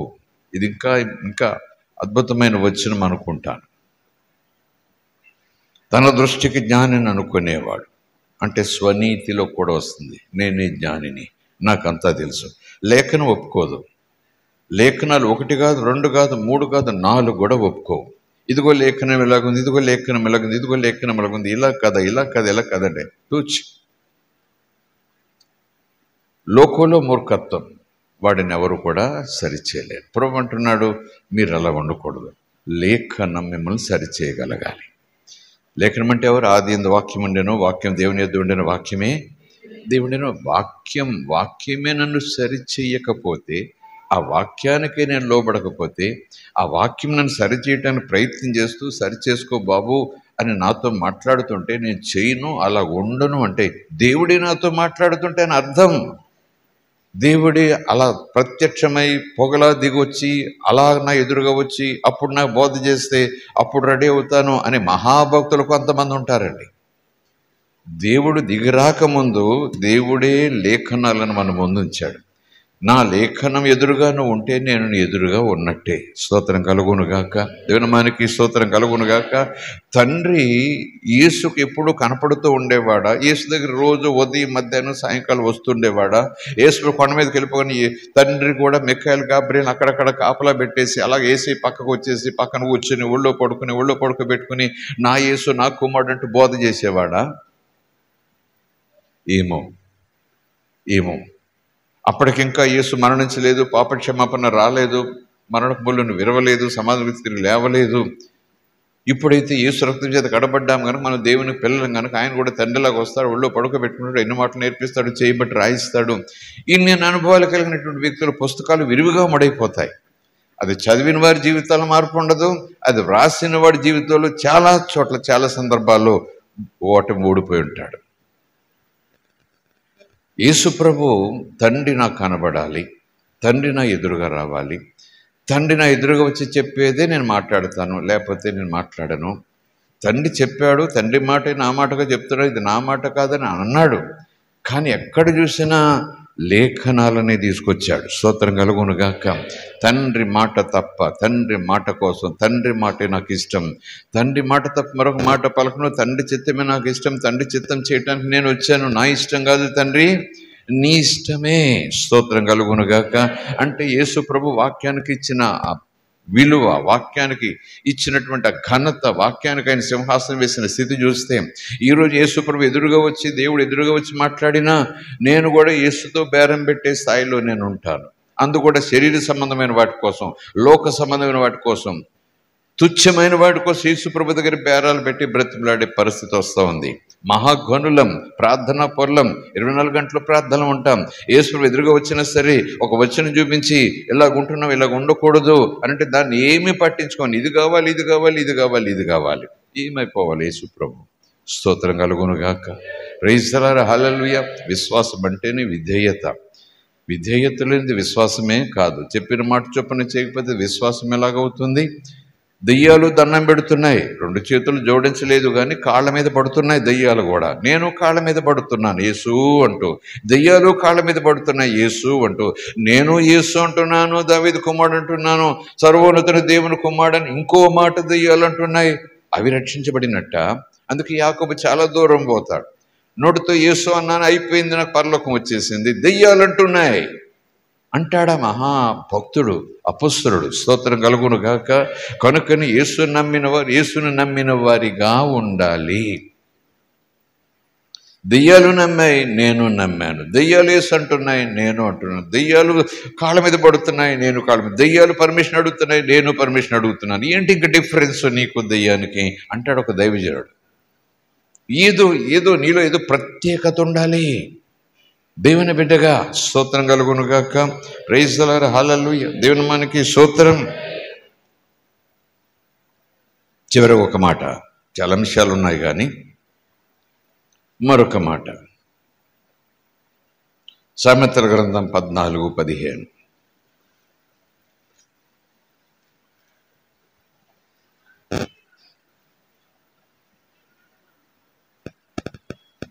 జ్ఞానము లేనివాడు ప్రతి మాట నమ్ముతాడు, వివేకము కలిగిన వాడు మాటను వినటమే కాదు తన నడతలను కూడా బాగా చెక్ చేసుకుంటా. అంటే నేను ఎలా నడుస్తున్నాను, నేను ఎలా ప్రవర్తిస్తున్నాను, నా నడవడిక ఎలాగుంది, నా మాట తీరు ఎలాగుంది, నా విశ్వాస జీవితం ఎలాగుంది. వివేకి అంటే జ్ఞానము కలిగిన వాడు తన నడతలను బాగా కనిపెడతాడు, చూసుకుంటుంటాడు. స్తోత్రం కలుగునుగాక. జ్ఞానము లేనివాడు ప్రతి మాట నమ్ముతాడు. 16వ వచనం, జ్ఞానము కలవాడు భయపడి కీడు కలుగుతుందని తెలిసి దానికి దూరంగా వెళ్తాడు. బుద్ధిహీనుడు విర్రవీగి నిర్భయముగా తిరుగుతాడు, నాశనాన్ని కొని తెచ్చుకుంటాడు. త్వరగా కోపపడివాడు మూఢత్వమును చూపినట్టే, దుర్యోలోచనలు కలిగిన వాడు దేశింపబడతాడు. జ్ఞానము లేని వారికి మూఢత్వమే ఆస్తి. వివేకులు జ్ఞానమును కిరీటముగా ధరించుకుంటారు. స్తోత్రం కలుగునుగాక. Praise the lord. హల్లెలూయా. దేవుని మనకి స్తోత్రం. హల్లెలూయా. చెడ్డవారు మంచివారి ఎదుటను, భక్తిహీనులు నీతిమంతుల తలుపునొద్దను ఒంగుదురు. అర్థమైపోయింది కదా. చెడ్డవారు అంటే మన సబ్జెక్ట్ ప్రకారం చూస్తే మూర్ఖులు మంచివారి ఎదుట, నీతిమంతులు తలుపునొద్ద వంగాల్సిందే. ఎప్పుడు వాళ్ళ మాట తక్కువగానే ఉంటుంది, నీతిమంతుల మాట ఎక్కువ. అంటే వారి సహాయం కోరతారు ఎప్పుడు కూడా. మూఢులు నీతిమంతుల సహాయం కోరుకుంటారు. గుమ్మం దగ్గర వాకిలి దగ్గర నిలబడి ఉంగుతారంటే పేదరికం, బానిసత్వం, అయ్యా అయ్యా అని ఈ రకం. స్తోత్రం కలుగునుగాక. ఇంకా చాలా చాలా చాలా 12వ అధ్యాయం 26వ వచనం, నీతిమంతుడు తన పొరుగు వానికి దారి చూపిస్తాడు, భక్తిహీనుల ప్రవర్తన వారిని దారి తప్పిస్తాయి. భక్తిహీనులు తమ సొంత ప్రవర్తనతోనే దారి తప్పిపోతారు, తమ ప్రవర్తన ద్వారా ఇతరులను కూడా దారి తప్పిస్తారు. కానీ నీతిమంతుడు తాను దారిలో నడవటమే కాదు, తన పొరుగు వారికి కూడా దారి చూపిస్తాడు. స్తోత్రం కలుగునుగాక. Praise the lord, hallelujah. కనుక ప్రభు ఈ ఉదయం మనతో చెప్పే మాట ఏంటంటే, మీతో నాతో చెప్పే మాట ఏంటంటే, సేవకునిగా, కాపరిగా, అపొస్తలునిగా, ప్రవక్తగా, ఉపదేశకునిగా, కాపరిగా 5 పరిచయాలు ఉన్నాయి కదా. క్రీస్తులో ఎవరైనా జ్ఞానం కలిగి ఉండాలి. దేవుని పట్ల భయభక్తులు కలిగి ఉండటమే జ్ఞానం. దేవుని పట్ల భయభక్తులు అంటే వంగి దండం పెట్టడం కాదు, ఆయన మాట ముందు సాగిలపడాలి. ఆయన మాటను నా మాటగా స్వీకరించాలి. ఆయన మార్గంలోకి నేను రావాలంటే ముందు నా మార్గాన్ని విడిచిపెట్టాలి. నేను అంటున్నాను, నా మార్గంలో వెళుతూ ఆయన మనం నడుస్తానంటే ఇంపాసిబుల్. ఆయనది ఒక మార్గము, నాది ఒక మార్గము. ఆయన తలంపులు వేరు, నా తలంపులు వేరు. ఆయన ఆలోచనలు వేరు, నా ఆలోచనలు వేరు. ఆయన ఆత్మ ఉన్నాడు, ఇంకా నేను శరీరంతో ఉన్నాను. నా మార్గాలు ఎలా ఉంటాయి, ఆయన మార్గాలు ఎలాగ ఉంటాయి. 2 మార్గాలు ఎలాగున్నా రైల్వే ట్రాక్ ఎలాగైనా పెట్టాలా? ఈ మార్గం ఒక లైను, ఈ మార్గం ఒక లైను. రైల్వేలో ట్రైన్ నడవాలంటే 2 ట్రాక్లు ఉంటాయేమో కానీ యేసయ్య నేనే మార్గం, నా మాటే మార్గం. స్తోత్రం కలుగునుగాక. సింగిల్ ట్రాక్ అంతే. నేను నా మార్గంలో ఉంటూ దేవునితో నడుస్తానంటే ఇంపాసిబుల్. ఏదో ఆకాశంలో ఏదో సాధన చేస్తున్నాను, ఏదో సంథింగ్. పిచ్చోడు కాకపోతే ఇంకేంటి, మురుకుడు కాకపోతే ఇంకేంటి. నీ మార్గాన్ని వదిలిపెడితేనే నువ్వు నా మార్గంలో నడవగలవు. నా మార్గంలో నడుస్తుంటే ఆ మార్గంలోకి నువ్వు వెళ్ళలేవు. స్తోత్రం కలుగును గాక. ఇంపాసిబుల్. నువ్వు వెలుగులో నడుస్తావంటే ఇంకా చీకటికి దూరంగా ఉంటావు. వెలుగులోకి నడిచిన తర్వాత, వెలుగు నువ్వు రుచి చూసిన తర్వాత నువ్వు చీకటిని కోరుకోలేవు. 4 అడుగులు వేసేటప్పటికి వెలుగు రుచి ఏంటో నీకు తెలుస్తుంది. స్తోత్రం కలుగును గాక. నేను వెలుగుతో నడుస్తాను, ఈ రూట్లో నడుస్తాను, ఇక్కడ బిడ్డను, ఇక్కడ బిడ్డను అంటే దేవుడు అంటాడు 2 పడవల మీద కాళ్ళేసి ఎందుకురా బాబు ఈ యాక్షన్ అంటాడు ఆయన. ఈ దినాల్లో, ఈ చివరి దినాల్లో, ఏమో ఎప్పుడు ప్రారంభం, ఇప్పుడు మరి ఎంతకాలం ఉంటుందో తెలియదు కానీ, సంఘాల తీరు, విశ్వాసాల తీరు, సేవకుల తీరు, బోధకుల తీరు, క్రైస్తవత్వం యొక్క తీరు దాదాపు ఈ రూట్లోనే ఉందేమో. నేను నా మార్గంలో వెళ్తాను, యేసు మాత్రం నా మార్గంలోకి రావాలి. నా మార్గంలోకి వచ్చి నన్ను కాపాడాలి, నా మార్గంలోకి వచ్చి నన్ను దీవించాలి, నా మార్గంలోకి వచ్చి నన్ను స్వస్థపరచాలి, నా మార్గంలోకి వచ్చి నాకు కావలసినవన్నీ ఇవ్వాలి, నా మార్గంలోకి వచ్చి నాకు కన్నీరు తుడవాలి.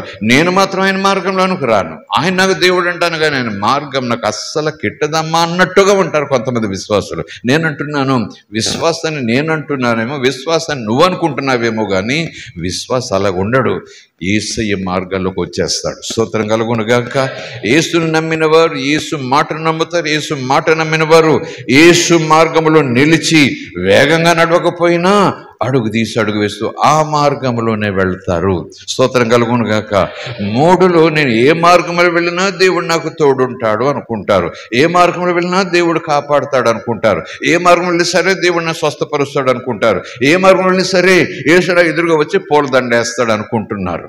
నోవే, అది ఇంపాసిబుల్.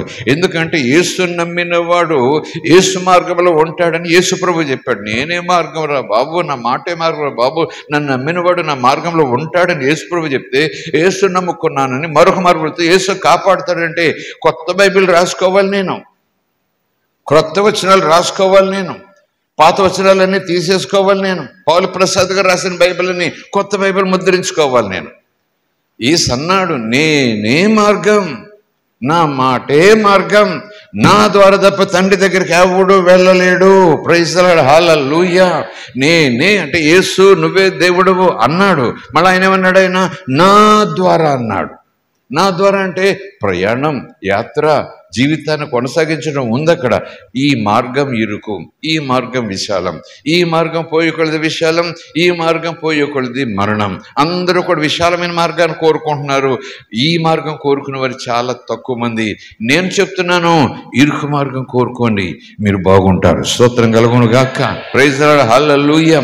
సన్మానాల మార్గం కోరుకోకండి. అవమానాలు వచ్చినా పర్లేదు, 4, 5, 6, 10, 20, 100 ఆ తర్వాత ఉంటుంది పరలోక సన్మానం, యెహోలోక సన్మానం. దేవుని నామానికి స్తోత్రం కలుగునుగా. హల్లెలూయా. కనుక అలాంటి మూర్ఖత్వంతో నేను ఉండకూడదు, మీరు ఉండకూడదు. నా మార్గంలో వెళుతాను, యేసును రక్షించాలి అని అనుకుంటాడు. కానీ అసలు నేను యేసు నమ్ముకున్న వ్యక్తి మొదట్లోనే కొంతమంది దైవజనులు అక్కడే ఆగమంటారు. ఆగవయ్య బాబు, ఆలోచించేయి. ఇంత దూరం పోయి, ఇలా దూరం పోయి, ఇంతకాలం పోయి ఇంకా యేసు నన్ను కాపాడుతుంటాడు, కాపాడాలి. ఉపవాసాలు చేస్తే అలాగయ్యా బాబు, అస్సలు నువ్వు మార్గం తప్పేశావు. యేసు మార్గం ఎలా ఉండదు, యేసు నడిపింపు ఎలా ఉండదు, యేసులకు వచ్చిన వాడు ఇలా ఉండడు. ఫస్ట్లో నేను మిస్టెప్ వేసావు. మునిగావు కానీ ఏ మనసుతో మునిగావు? బాప్తిసం తీసుకున్నావు కానీ ఏ మనసుతో తీసుకున్నావు? పెద్దయ్య గారు చేతి కింద నేను తీసుకున్నానంటే పిలుపు చేతి కింద గాడీసీమని కూడా తీసుకున్నాడు. ఆ తర్వాత డబ్బుతో కొనాలనుకుంటున్నాడు దేవుని శక్తిని. డబ్బుతో నేను ఈ మార్గంలో ఉంటాను, నేను కానుకలు ఇస్తాను, వెనకాల యేసు వచ్చేసి ఇంత కానుక ఇచ్చావు కనుక నేను సంకర పెట్టుకుంటాను అని అనుకుంటాడు అనుకుంటున్నారు. దేవుడికి కానుకలు కాదు కావాల్సింది, ఆయన మాట వినేవారు కావాలి. విస్తారమైన బలుల కన్నా నా మాట వినేవారు శ్రేష్టమైన బలి. స్తోత్రం కలుగును గాక.